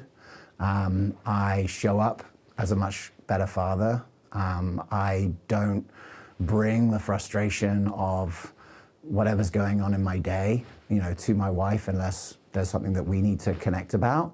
If there are things that I need to connect about with my wife, I have other emotionally mature men in that group. Part of the men's group is actually building a capacity to feel, right? What I realized is my capacity to feel emotions had been blunted somehow. Drinking, whatever other things that I've done there. I realized like I had a sort of a deadness inside, and that I couldn't feel the emotions that I could see that other people felt. And through this process, the process that I'm in, the group that I'm in, has a number of different factors to it. But each week, the first thing we do after we sort of share, okay, what's going on in our lives and what do we need to get out in order to be really fully present for the group, is about just sitting there and thinking like, how am I feeling, right? And how am I feeling today, right now, in the present? And ultimately, like, that's a practice. And if you do it every week for 3 years, you start to realize like, actually, I am feeling a little bit of tension, or I am feeling, I feel it in different parts of my body. I'm feeling, joyful or anxious or whatever that might be, but it's a practice. To make sure you're taking action after watching this video, I've created a free guide to help you build healthy habits. We can all make short-term change, but can those changes become a fundamental part of our life? Often they don't. And that's why in this free guide, I share with you the 6 crucial steps you need to take. They're really, really effective. If you want to get hold of that free guide right now, all you have to do is click the link in the description box below. It sounds like having a community around you, this men's group, not only is it great because it enables you to bounce things around with other people who have committed to saying, yeah, we're here to support you, but it also strikes me as though you're getting to know yourself better through this tight community. Because I guess before that, because without the structure, it's too easy for you to get caught up in emails and work and booze or whatever it might be. So you never have to ask yourself the question, how am I actually feeling it? It's something so simple, James, to me, yet it feels totally profound, because I genuinely feel that one of the big problems these days for many people is that they're not in touch with their innermost feelings. One of the big reasons for that is that they're constantly distracting with other things. It's never been easier to distract ourselves. 100%. Yeah, so it isn't just the community's helping you with that community, it's impacting your relationship with your wife, it's also impacting your relationship with yourself. 100%. Yeah, I mean, there's that. The next round that we go through after feeling is really about accountability. And I realized, like, I was very professionally accountable, right, where I had employees and team and mentors, and I'd be like, have I done my work this week? And, you know, I was accountable in that way. But I wasn't really personally accountable. I'm an only child, right? So I think part of it was like, I could just get away with whatever I want because it's only in here. And if no one else saw it, then it didn't happen. But it resided in here. Yeah. And it was blocking that feeling. And that ultimately, you know, being in integrity with my word, right? And being accountable to my word. If I say I'm going to do it, then I do it. That has been transformational for me. I mean, I don't drink anymore. You know, I would, when I was younger, I would sort of laugh at people who had made that kind of transition.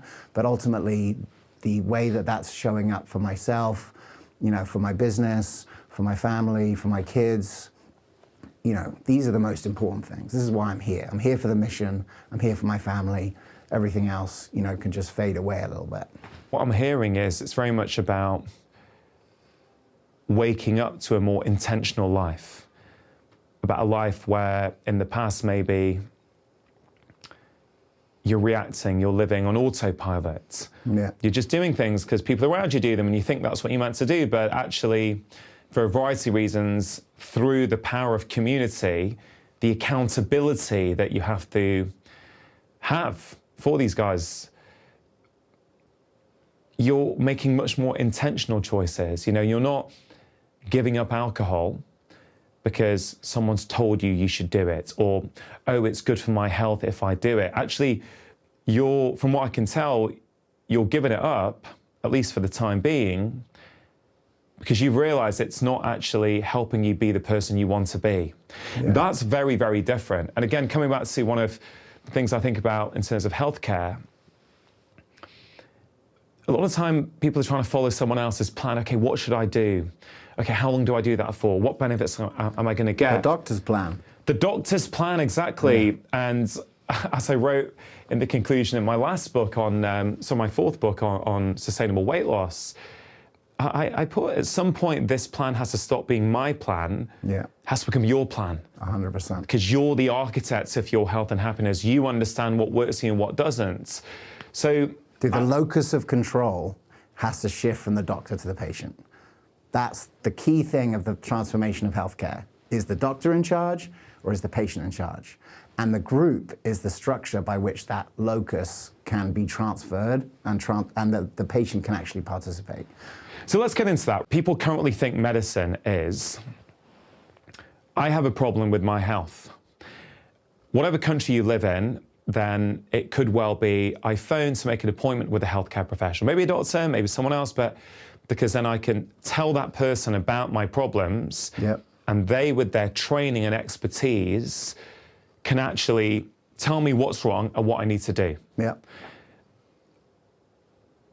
And the benefits of that for me are, the sold benefits are, I'm going to get expert advice from a professional.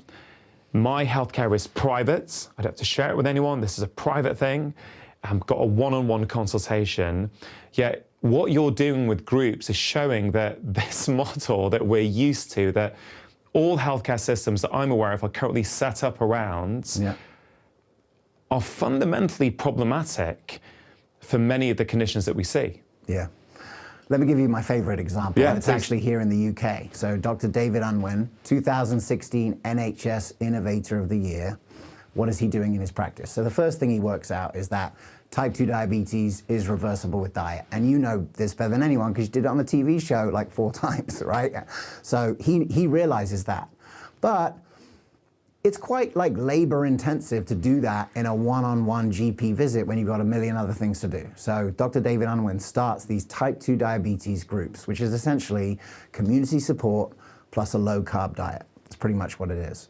So he implements it into his GP clinic, and over the next 5 years, reverses type 2 diabetes in the majority of the patients who have type 2 diabetes in his clinic. The savings on medication alone from doing that is almost £70,000 in that clinic. And they've shown that, and this was in the BMJ, that if you extrapolated that out to the whole NHS, that would save £270 million, £250 million. One chronic condition, right, just being done a little bit differently in a group, supported in that way. So, you know, if we're here, if we want to talk about the transformation of the NHS and you're looking at, you know, what sort of examples do we need to lead out of the pandemic to the future, look at that and say, look, is there an example? Is that a good example of what we look? Lower cost, more access, more love, more accountability, more support, more professional satisfaction. Patients getting better as well. Patients getting better and not reliant on the healthcare system. I mean, that's incredible. And you think those savings should have anyone in any healthcare system, their ears should be pricking up going, okay, how do we do that? And you obviously know how to do it because you're doing it, right? And I'm very hopeful that what you're doing in America, you're going to be able to bring to the UK very, very soon, because you're figuring out what the obstacles are, what the problems are. We'll come to that, right? But what is it about a group then, right? What is it? You said earlier, the most powerful thing for someone who struggles with their alcohol intake and, you know, wants to reduce it and ultimately get off it, is to know another alcoholic who no longer drinks. Absolutely. What is the magic in the group that they're not getting from the expert? Yeah. There's a key person that I would the term that I would use is a health coach, right? And that's the term that we use in America. And essentially the health coach, it's not a health professional. It's not a dietitian. It's not a nutritionist. It's really it's the equivalent, in my estimation, it's the equivalent of the mentor in Alcoholics Anonymous, the sponsor. It's someone who's overcome a chronic illness, has learned a ridiculous amount through that process. They have the lived experience of the disease. They have the lived experience of the reversal. And now they can be this sort of peer leader where you now know someone, you know, you're able to essentially hold space for someone else to come to their own conclusion, right? To support people in coming to that. So in the groups that we run, we have this health coach. In Dr. Unwin's model, what he realized is the first couple of people that he helped reverse their type 2 diabetes in the clinic, put them in the group, right? So it's not just Unwin saying, hey, the science says this is the most optimal thing, look at the science. It's like, here's Jane, and Jane did it. Jane, tell us about your experience. You know, when we run these groups, I'll tell you something else. So now we're doing it virtually. You'll love this. Think about when you come on the first Zoom with a bunch of people you've never met. Most people have their camera off on the Zoom because what is this? I don't even know what I'm getting into and doing that. So what is the coach who hosts these groups? What are the first thing they do?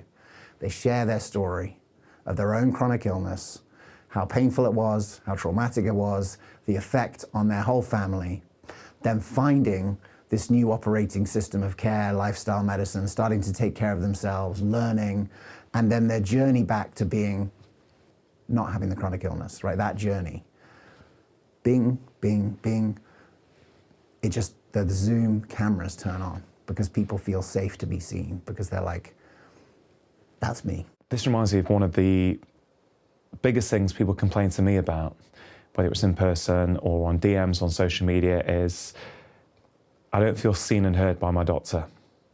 You know, I don't feel they got me. They didn't really take it seriously. I don't feel they really cared. Now, let me just defend the medical profession for a moment. I understand that the system makes it very hard sometimes. You know, if you are working in a model where there's 10-minute consultations, but even if you can do that as a doctor, it's not as good as someone who has had the same experience as you've had, is it? And I can just see how that would be so powerful, where suddenly that person is like, yeah, I get it, it's hard, you know, I get it, it has an impact on your relationship. Sometimes you don't want to get out of bed, your kids need taken to school, you've got no energy. That's what connects you to someone else. Now suddenly that has more resonance. It's more like, oh, and you know those struggles, you know what that feels like, and you've got through them onto the other side. Okay, tell me more. I'm really engaged now, rather than the more distant, the less engaged approach it might be in a more conventional sort of appointment system, one-on-one with a doctor. Yeah. I mean, the question I would just ask anyone who's listening to this is like, if you have a chronic condition, how many other people do you know who had that chronic condition and reversed it? And if the answer is 0, you need to find those people, and they're out there. They have their own podcasts and books and other kind of things in almost every condition, right? But ultimately, there's something super critical to learn from someone who's been in your shoes. And most people who have a chronic illness feel extremely isolated because they don't know anyone else that's going through the same thing. If you're addicted to psychotropic medication or pain medication, you don't know anyone that is, and ultimately those relationships may not be, you know, empowering.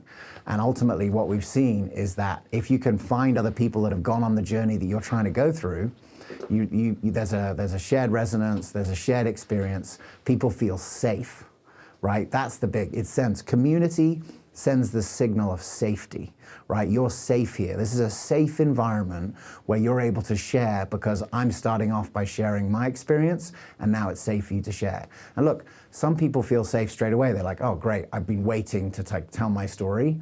But other people, it takes weeks or months. And that's why the episodes of care that we've made is a 6-month group, right? Because what does that mean, episode of care? So like, you know, when in our model, when a doctor prescribes you into the group is 6 months long.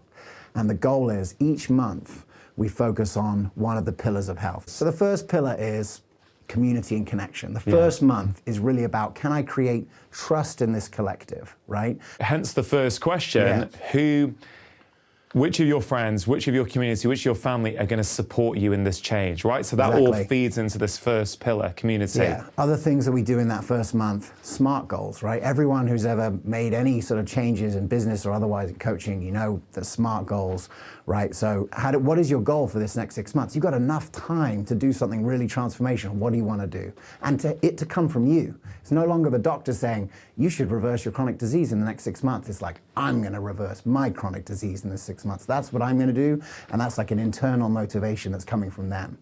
The other thing is, how did I get here? Right? How did I end up with a chronic illness? Right? One of the things that I think people hate this the most is that in their mind, the doctor's kind of telling them it was like healthy, healthy, healthy, healthy, healthy, lupus.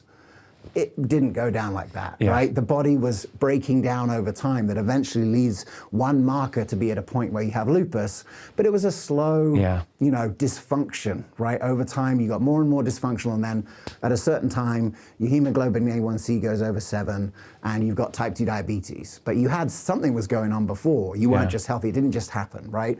So really understanding sort of like the where the illness came from. So that's like month 1. And then also we pair people with what we call a progress partner.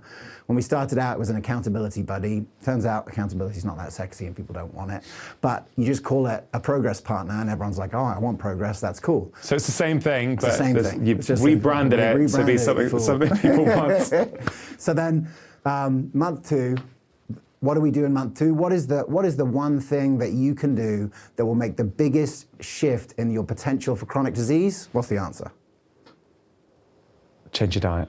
food, right? So in that month, the goal of this program with each month is, can I make one permanent change to what I eat?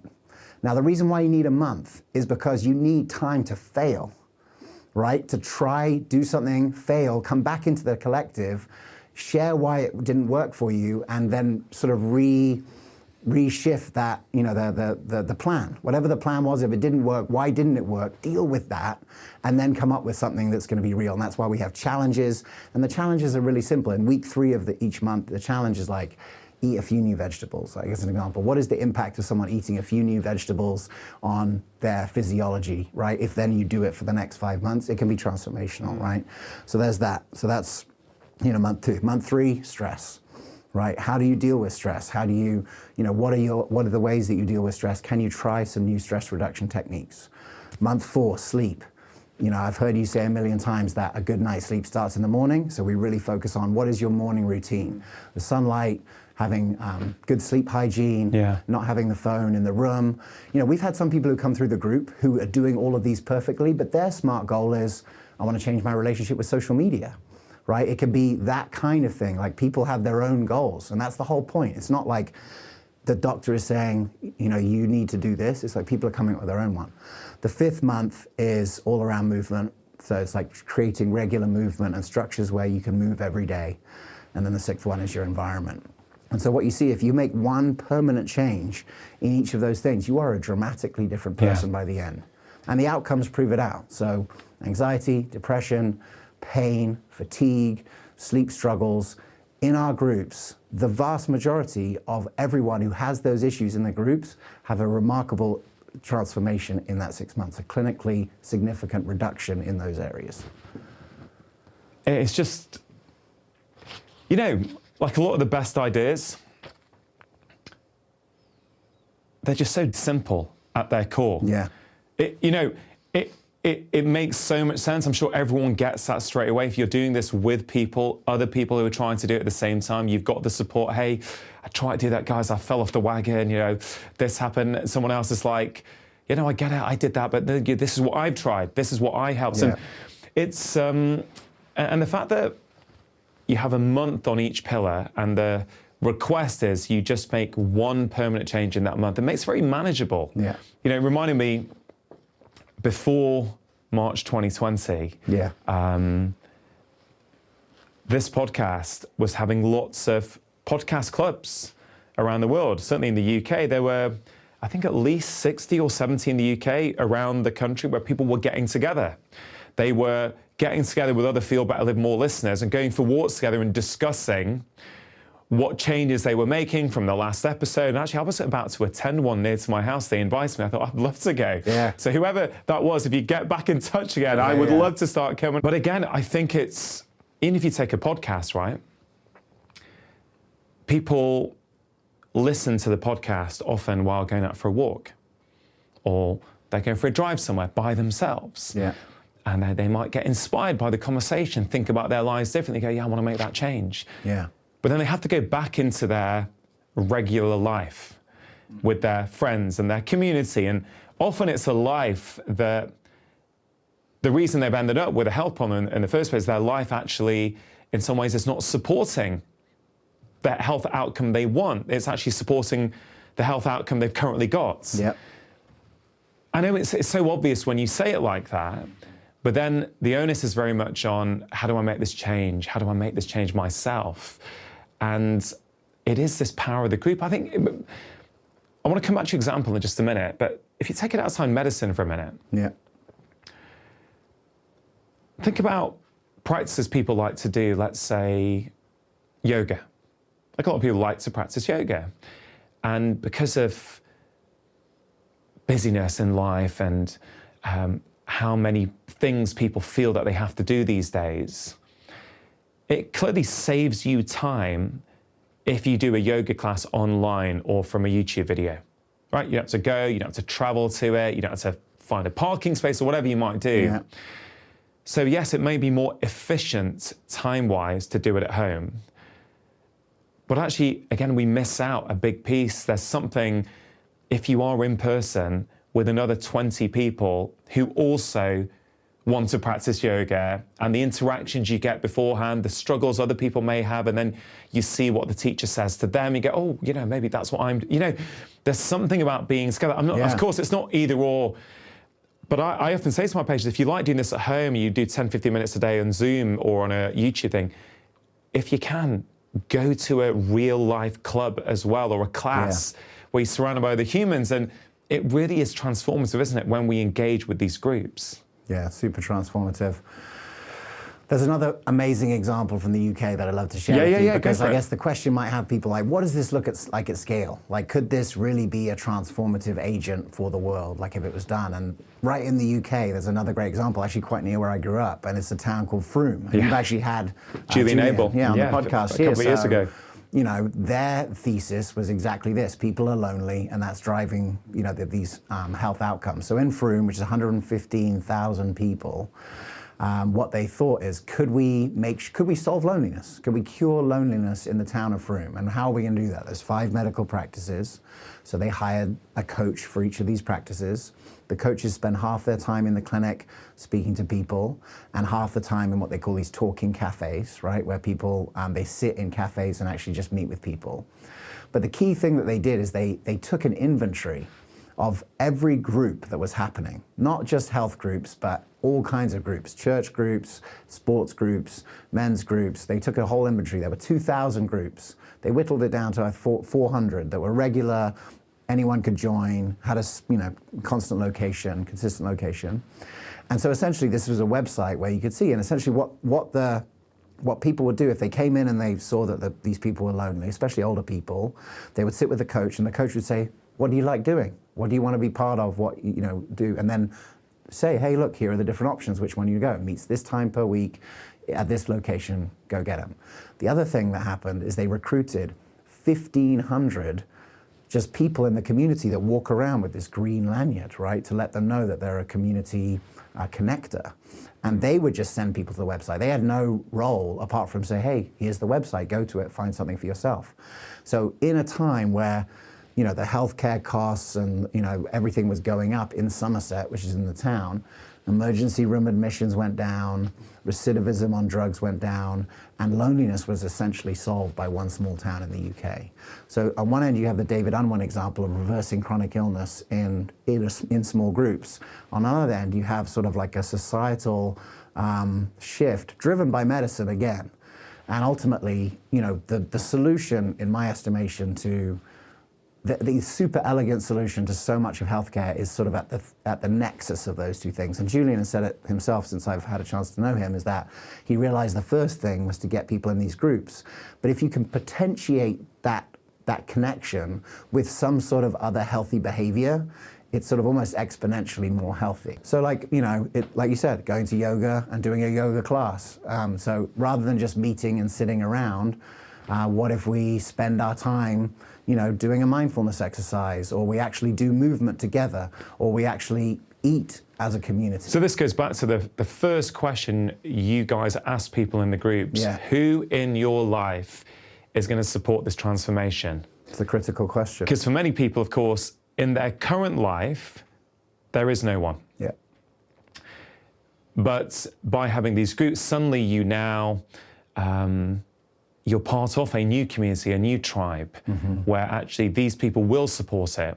And I think this also, I wonder what the experience has been for people who've gone through these 6-month groups, what it's done to their friendships, because it's not necessarily either or, like, you know, oh, I'm going to become healthy now, so my current friends no longer serve my life, because that can be very, very scary for people. Yeah.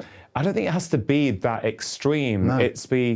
You know, these friends can still serve me, I can still enjoy hanging out with them, but actually it speaks down to, it speaks to this idea about relationships, right? It takes a village, right? We can't expect our partner to be everything. Yeah. And therefore, maybe our romantic partner plays certain roles in our life. Maybe our friends play certain roles in our life. And maybe our health goals might be done by another group. It depends on who you are, of course. Yeah. A lot of people have got friends they like to go walking with or yoga with or whatever. Do you know what I mean? It doesn't have to be one formula for everyone. It's like Totally. different people in your life are going to help you with different needs, but have you actually intentionally thought about it? Correct. Have you thought about who is helping these needs that I have? Yeah, and you need time to work all that out. Yeah. Right? You need time and space and a proven process that does that. My men's group did that for me. And honestly, being in the men's group and being a guy that's making a group medicine business and trying to get the whole world to do group medicine has actually been extremely instructive, because the men's group's not a health group, right? The men's group is really an emotional maturity group. There's many different things that it is, but ultimately in my group, I've seen people give up drinking, give up smoking, transform the relationship with their significant others. I've seen, business success, all of that. This is the key thing, James, to me, right? I'm sorry to kind of keep hammering home this point, but I think this is the key point for me as I hear what you're saying. This is not a health group, right? It's not a health group. Yeah. Yet people are having health outcomes. They're having amazing health outcomes, giving up smoking, giving up alcohol, whatever, business success, improving their relationships, right? It's not a health group, yet they're having health benefits. And this speaks to this wider idea that a lot of the problems we're now seeing, we talk about them being lifestyle related, and of course they are to a certain degree, but maybe actually, as you say, going upstream even more, they're a consequence of the lack of community that we all have, or many of us have in our lives. A couple of things I want to say about these men's groups. They've had a transformative effect on you. A really, really close mate of mine joined one about 3 years ago and said, he raves about it. Says it's completely changed his life, his relationship, his ability to be a good father, his ability to be a good husband, his work, all sorts of things. Now, I've heard that. I've heard it from him. Mm-hmm. I've just heard it from you. Yeah. I'm not a part of a men's group. Okay. And honestly, I spend a lot of time with my wife and my kids. I spend a lot of time working. I love my work. But I have often thought that, you don't really have really good quality, close friends, talking to myself, near where I live. Yeah. I don't. And I've got really good friends from uni that I speak to a lot, but they're all like hundreds of miles away. Yeah. And last night was a really great example for me. So I'm in London, right? Meet you for dinner. Ayan comes along, Rupi comes along, we're having a laugh. And I knew in my head, part of me was like, I'm not going to stay long, get back to the hotel room, do a bit more prep for the podcast tomorrow with the guests. I had a chap called Sachin Panda beforehand. But I realized as I was there, man, this is awesome. I am able to really be myself and just, I'm not Dr. Chatterjee. Yeah. With you, with Ayan, with Rupi, I'm just me. Yeah. Do you know what I mean? And I know of course, it is me who shows up as Dr. Chatterjee on the podcast more and more than it ever has done. But still, there's something about just being open and honest, sharing the things you're struggling with, sharing the things that are going well. Then I realize actually, for me at this moment in time, I'd rather spend another 2 hours with these guys, even if it means I get less sleep tonight. That is going to nourish my soul much more than sleep will nourish my physical body tonight. Sorry to interrupt. If you are enjoying this content, there's loads more just like it on my channel. So please do take a moment to press subscribe, hit the notification bell, and now back to the conversation. Do you know what I mean? Absolutely. Yeah, I mean, to think that I would give, as an entrepreneur and a father and whatever, give 3 hours of my week to be with a group of strangers, like at the beginning, it doesn't seem like that's a good use of time, because there's millions of other things I could be doing, and I could justify it a lot of different ways. But it really adds quality to everything else in a very interesting way, and it's nourishing, and it creates like safety and nourishment in a way that other things just can't. Why are men's groups on the rise so much? And why, or in your view, why do we not hear as much about female groups? Is there something fundamentally different in how we're wired? Is something to do with society? Have you seen any gender differences in this? I guess wider across society, but then also within the groups that you're doing for chronic disease? Well, in our chronic disease groups, the vast majority of people that sign up are women, which is interesting. So, you know, I think I don't feel that I know enough about those dynamics to like really understand it. But I would say, in general, the kind of the people that show up for lifestyle medicine are majority women. The numbers, you know, the doctors that practice it are, you know, it's a lot of women too, because I think they understand at a sort of a fundamental level nourishment and empowerment, support. It's just, you know, something that's, you know, part of, part of them. I think men are needing it more and more because I think a lot of men realize that the sort of like competitive side of men and the sort of like emotionally dysfunctional part of men that is sort of celebrated in society in a weird way ends up being like quite detrimental to their relationships, their ability to lead, manage people, work with people, have good long-term relationships with people.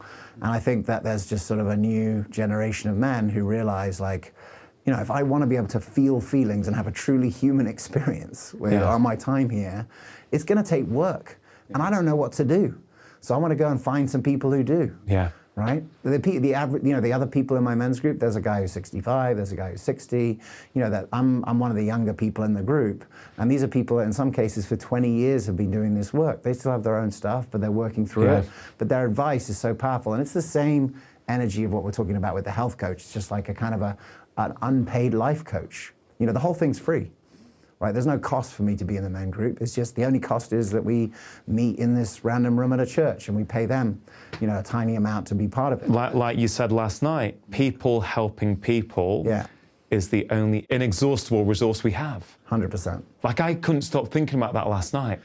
Yeah, I mean, look, if you look at, say, we want to save the NHS, and then it's like, well, there's not enough resources. There's this one resource that's inexhaustible, and it's ridiculously powerful, and it's being used to 0% of its potential. That's what to build around. Yeah.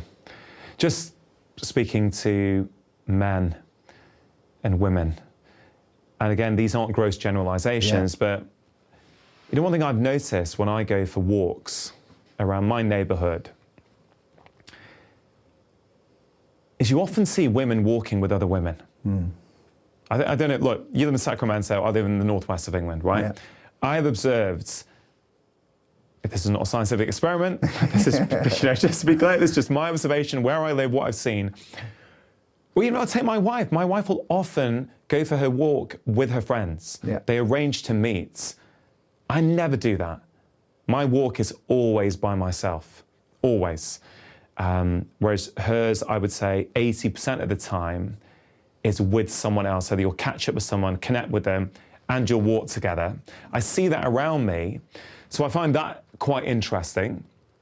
And there could be a whole variety of societal reasons why that is, of course, but whatever, that's what I've observed. We talk about loneliness and how harmful that is for our health.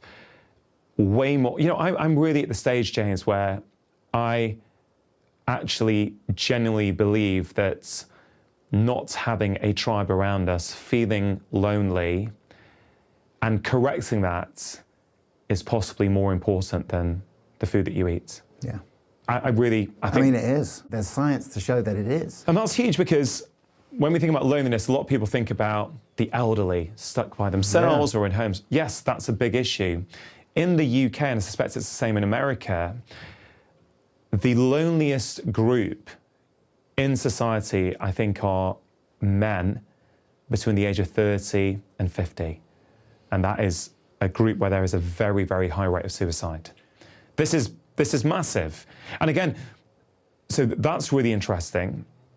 And then you talk about these groups that you are helping set up in America. Can I just say one thing onto that? Please. Because I've actually seen research that's saying that younger people are infinitely more affected by this than everyone because of the society that's been created. Social media, the way people connect. I saw research saying that one in four British teenagers didn't have one friend. Right? And you know there's an epidemic of mental illness in the teens, right? Think about how these teens connect. Like if your friendship group is in a chat in Fortnite, that is not a healthy behavior. That is not a supportive community. That is people, you know, that's a chat stream inside a video game that is unhealthy in its own right. Like where are kids getting together to be with each other and not be on their technology? There's sport. There used to be church, there's no church. You know, it's like there's these structures that used to exist where kids would come together and play.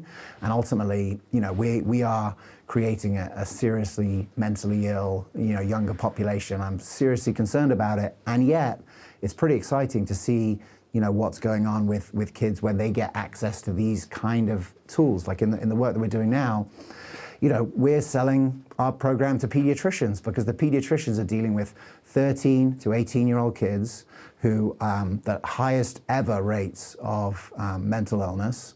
And those kids, because grandma isn't around in the community, are not getting the training that we once got on how to be healthy, right? The community is not reinforcing healthy behaviors.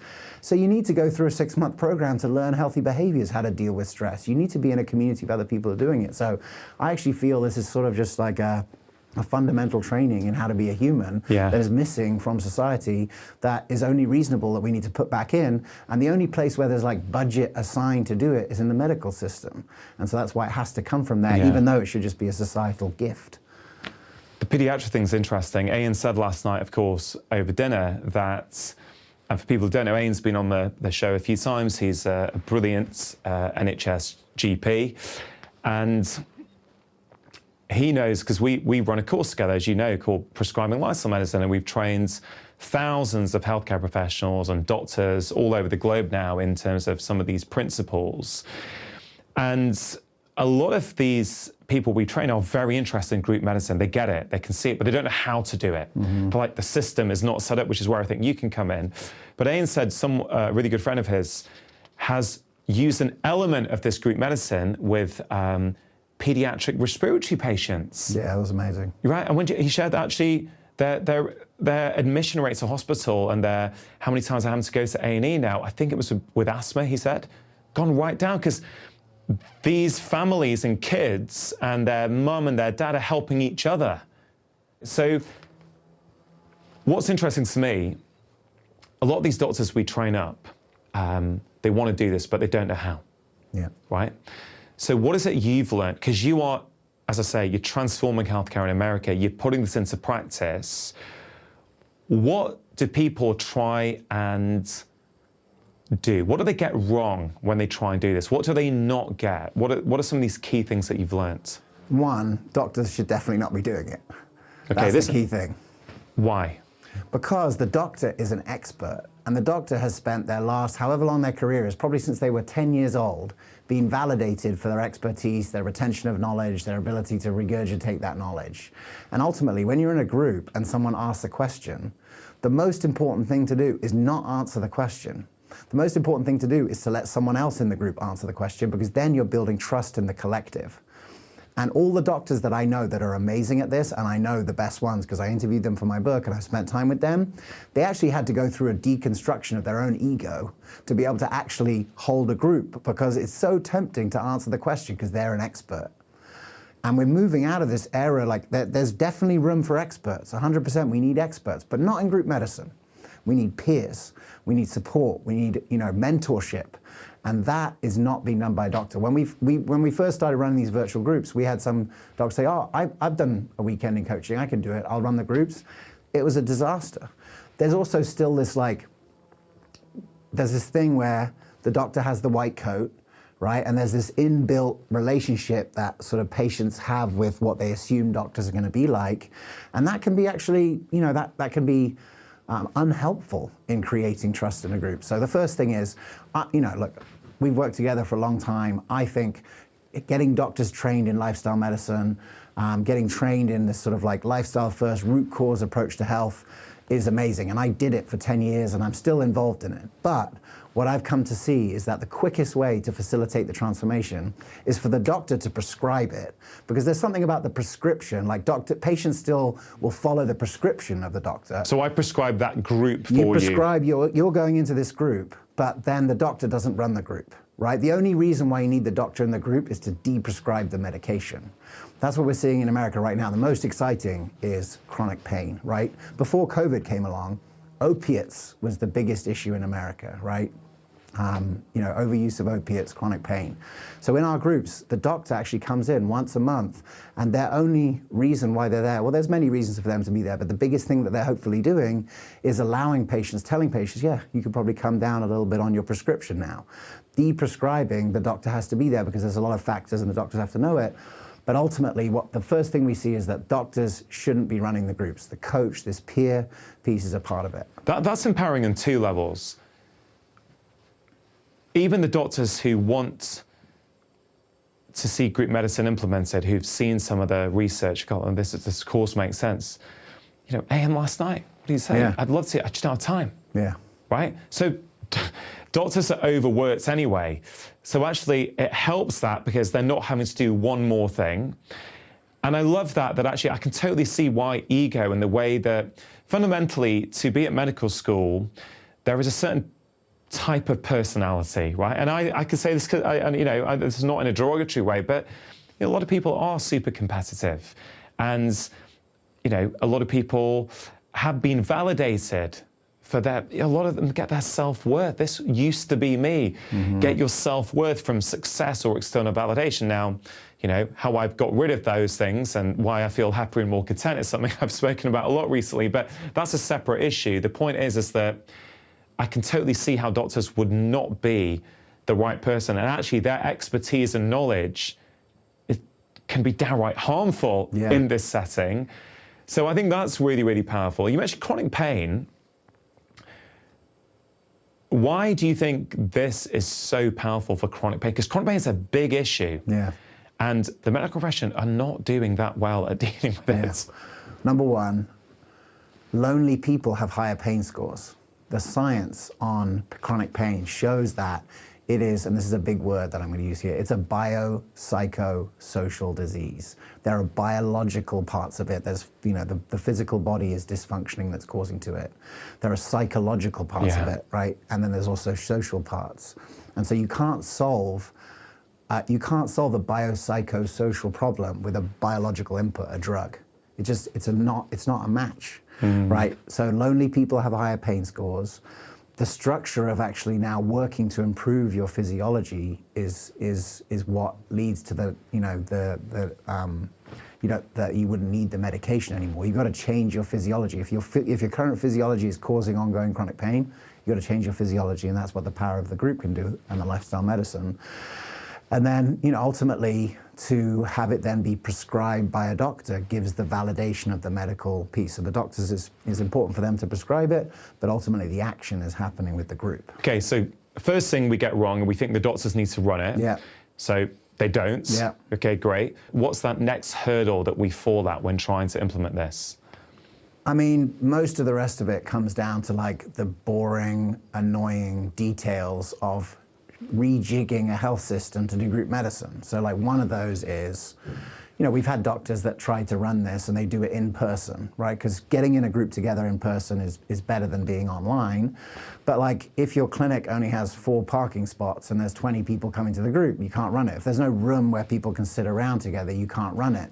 And so what we found, even though there might be more value in having the group meeting in person, with a completely virtual experience, like what are the reasons why people love telemedicine? Why do people love telemedicine? One, it respects your time, right? You can come in from wherever you are, you can use your phone, you can chat to the doctor directly, you don't have to wait in the waiting room, you don't have to deal with your kids, all those other things. It's very respectful of patients' time, that's why they like it. So you get to come in from wherever you are. In America, there's a big conversation about the social determinants of health. How do you get to the office, right? Whose car? The doctor's office. How are you getting there? And if you have to go there every week, then that can be tricky. But here's the biggest thing. health is happening outside of those sessions. Yeah. That's where health is actually happening. That's when you're making the decision of what you're going to eat tonight, or whether you're going to go for a walk after dinner, or what your movement for the day is going to be, or whether you're going to have the morning routine that you want. To be connected to the other people in the group at that moment is the critical moment. That's high touch care. You're able to touch with your people all the time. People know what this likes, Rongan, because most people have had the experience of being in a Facebook group, right? Where you see that there's like asynchronous communication. Not everyone's there at the same time. Yeah. Right. So I can put something in and say, hey, I really struggled with this today, but you know, I did this and I did that, put it in. And then you go off to work, and then you see a minute later, someone said, oh, I had that same experience, you know, or they said, this thing really helped me. Here's an episode of Dr. Chatterjee's podcast. You know, that kind of communication that's happening the whole time, and people are helping each other in the time that they're not in the office. And that's what we found to be the most valuable. And look, I think everyone would aspire that. Wouldn't it be great if every patient could have that kind of access to their doctor? There's just the resources don't add up. I'm an economist first and foremost. I'm a health economist, and so I come to this problem from a resource constraint, perspective.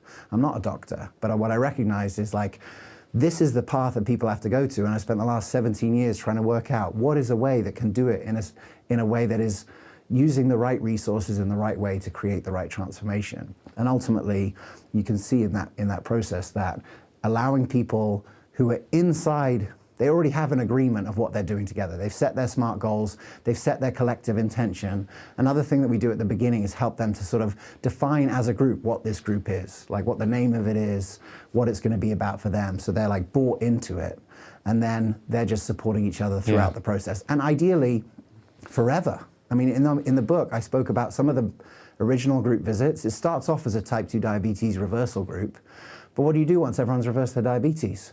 You know, in this case, it became a salsa dancing club and a gardening club. Salsa dancing in the winter because it was rainy in Massachusetts and they can't go outside, so they meet once a week for salsa dancing.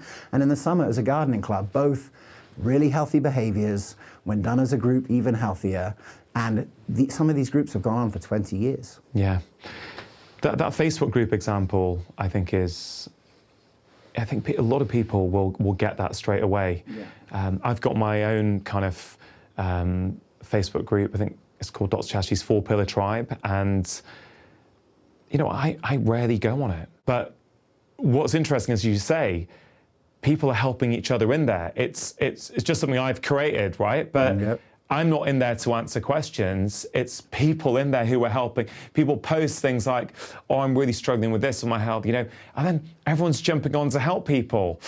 And it's really wonderful, because also for that person who's helping someone else, that is a real kind of boost to feel good into their arm, and that helps their health. And it's kind of who we are. You know, you mentioned men before and competition. I've been reading a lot recently on tribes, and there was one thing I was reading recently, and they were talking about running in tribes, and how running in a lot of modern hunter-gatherer tribes is not competitive. People aren't racing with each other. It's really interesting that running is a group thing. It's often to hunt. It's not about who's the fastest runner, which is quite interesting in itself. There's also, I was reading about some other tribes whereby if anyone's ego is getting a bit too elevated, or they think they're better than the people around them, there are certain practices that happen to sort of bring them back down to size. And more, I think, actually being competitive is not who we are. Yeah. It's who we become as a consequence of the way we're living life. And structure, and I think particularly with a lot of men, we end up thinking the way we are, being competitive, you know, trying to do more, be more, is kind of, it's the male way to do things. We're realizing more and more it's leaving a lot of us incredibly isolated, lonely. We're drawn to what I call junk happiness habits, like booze, gambling, whatever it might be. And actually, that's why these men's groups, I think, are being so effective for so many people. James, in terms of what you're doing for healthcare, so far in the group medicines clinics, or not clinics, the clinics you've helped, You've brought in this infrastructure of group medicine. You've said to them, guys, you don't have to do anything. We'll do all that stuff for you, all the boring stuff, which I think is powerful, because then they're like, okay, really? You know, so I know you've done a very clever model in America, which has really, really helped. Be really specific. What conditions have you done it with so far? The first one was in a primary care clinic, so it was a range of conditions. It was the summer of 2020. Immune health was hot for some reason. I can't remember why. But that was like a range of immune issues. So digestive issues, autoimmune kind of conditions. That was the first group. We've run metabolic groups, which is like type 2 diabetes, heart disease, metabolic syndrome, those groups. We've done chronic pain groups. We've done mental health groups. We've done, really niche stuff like urinary incontinence groups. There's no drug for urinary incontinence. So how are you going to do? What are you going to do? You're going to get women together and work together. There's history of incredible success in actually all areas of group medicine, even pregnancy. What the most successful group program in America pre-pandemic is called Centering Pregnancy. It's literally just getting women who are pregnant, putting them in a cohort. I know this happens actually in the NHS because some of my friends who still live here, had that.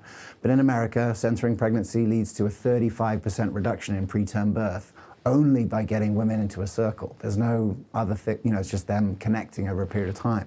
So yeah, we've focused on, we've seen success in all of those areas, fatigue, anxiety, depression, chronic pain. Digestive disorders are really well helped. If you've got a food-first approach, obviously, digestive disorders can be really helped with food. You've seen that, yourself. So I actually think there's really no limit to where this can be applied. And part of what we've been doing for the last year is working out where are all the places where this can be deployed. And it's taken us some pretty, weird and wonderful corners of medicine.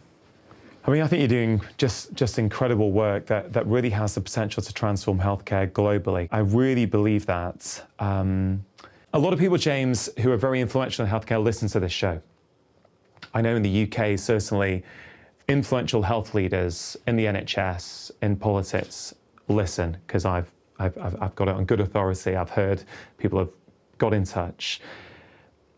What you're doing, you are showing cost savings, resource savings, you're showing huge benefits for patients. That is literally the tick for everyone. Patients are getting better, costs coming down. Yet it's not being implemented. You've mentioned in the UK, we've got some science. David Unwin's work has been absolutely incredible in what it's doing. And just for that one condition, if we have those savings across every GP practice, the savings are just staggering amounts of money, yet it's not happening. You, with your company, with the framework that you've developed, literally has the potential to help the NHS with immediate effects. Right? So if someone in those influential places is listening or watching right now, and it's like, okay, James Maskell, I'm hearing you, I'm interested, what should they do? Get in touch, healcommunity.com, that's the name of the business.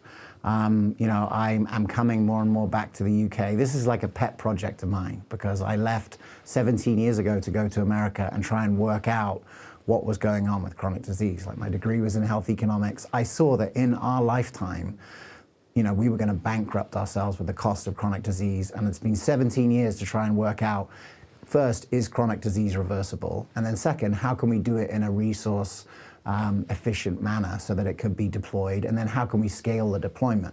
So yeah, healcommunity.com is the name of the business, and I would love to find a way that it could create a more equitable, sustainable, healthful, and human NHS, because living in America, I want the NHS to survive and thrive. It took great care of my mother for years, right? And that's why I'm really committed to it. But coming to America, you realize what a shambles is going on over there. There's something really beautiful about the social contract to take care of each other through medicine. And my concern is that that contract is breaking down as we speak. And I would love that my efforts would reinforce that social contract. Yeah, I hope so. I think it is going to, mate. I really do. Of course, in our prescribing lifestyle medicine course, we talk about you, your work. We're going to showcase more and more what this is doing, because again, the people who are coming on are already thinking differently. Yeah. They're already going, there's something not working with the current system. And that's another piece I just want to mention here, because one thing we find when doctors from all around the world do our prescribing lifestyle medicine course, which is online now, so they don't need to fly anymore to London to do it, is they get more enjoyment out of their job. Yeah. There's less burnouts. They re-fall in love with medicine. Yeah. And for many physicians, it's something that over time they're just like, man, it's just a slog, this job. Is that something you're also seeing? Yeah, 100%. I mean, even just now in the pandemic, right, you see a 400% increase in demand for mental health services. There's no more doctors, there's no more providers, there's no more therapists, right? That's an equation that just doesn't add up. And so what that ends up doing is putting way more pressure on the doctors, and they feel that pressure because the pain of transformation of the patients, sits squarely on their shoulders. The beauty of this is it takes that pressure and it redistributes it over a group of 20 people. And so if doctors know that group can take care of that, they can really focus on spending time with the people that they can really help. Yeah. And just to give you an example of this whole thing working, so at the Cleveland Clinic Center for Functional Medicine in America, everyone goes through this kind of group structure first, right? Half the people, this was in the BMJ, half the people get better without any doctor because all they really needed was support, accountability, and working together in groups. And that means that half the people are better. They don't need the doctor. That gives the doctor, can either see twice as many people or can spend more time with them. The army of doctors that you've created is necessary, but it's not sufficient to solve the problem. Yeah. And that's why I think the work that you've done, we've been friends for 8 years now. Yeah. We're all tackling our own little bit of it, and we're all here to try and, create something that's more healthful, more equitable, and more effective. Yeah. And I'm super excited for the future.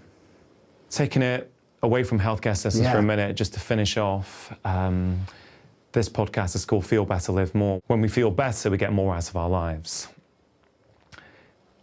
You've given us the big picture. You've shown us how healthcare across the world can be transformed with a relatively simple intervention, right? But for that individual who's not involved with healthcare systems, who's not involved with healthcare, who listens to this show, watches this show to help them with their own life, given what we've just spoken about, what would you say to them? Find your healthy community. It might take a little bit of effort up front, but there's so many new tools with the internet to be able to identify people in your local community who have similar ideas, goals than you do. And I think you're already seeing, those kind of things pop up. But the value of those relationships to you over a lifetime, it's the key to long-lasting transformational health. If you enjoyed that conversation, I think you are really going to enjoy this one about simple things you can do each morning that will make a really big difference. Everybody has to learn how to do this. Your whole life gets better. Learning to control your nervous system will change everything. The foundational practice that I truly believe every person should do every day is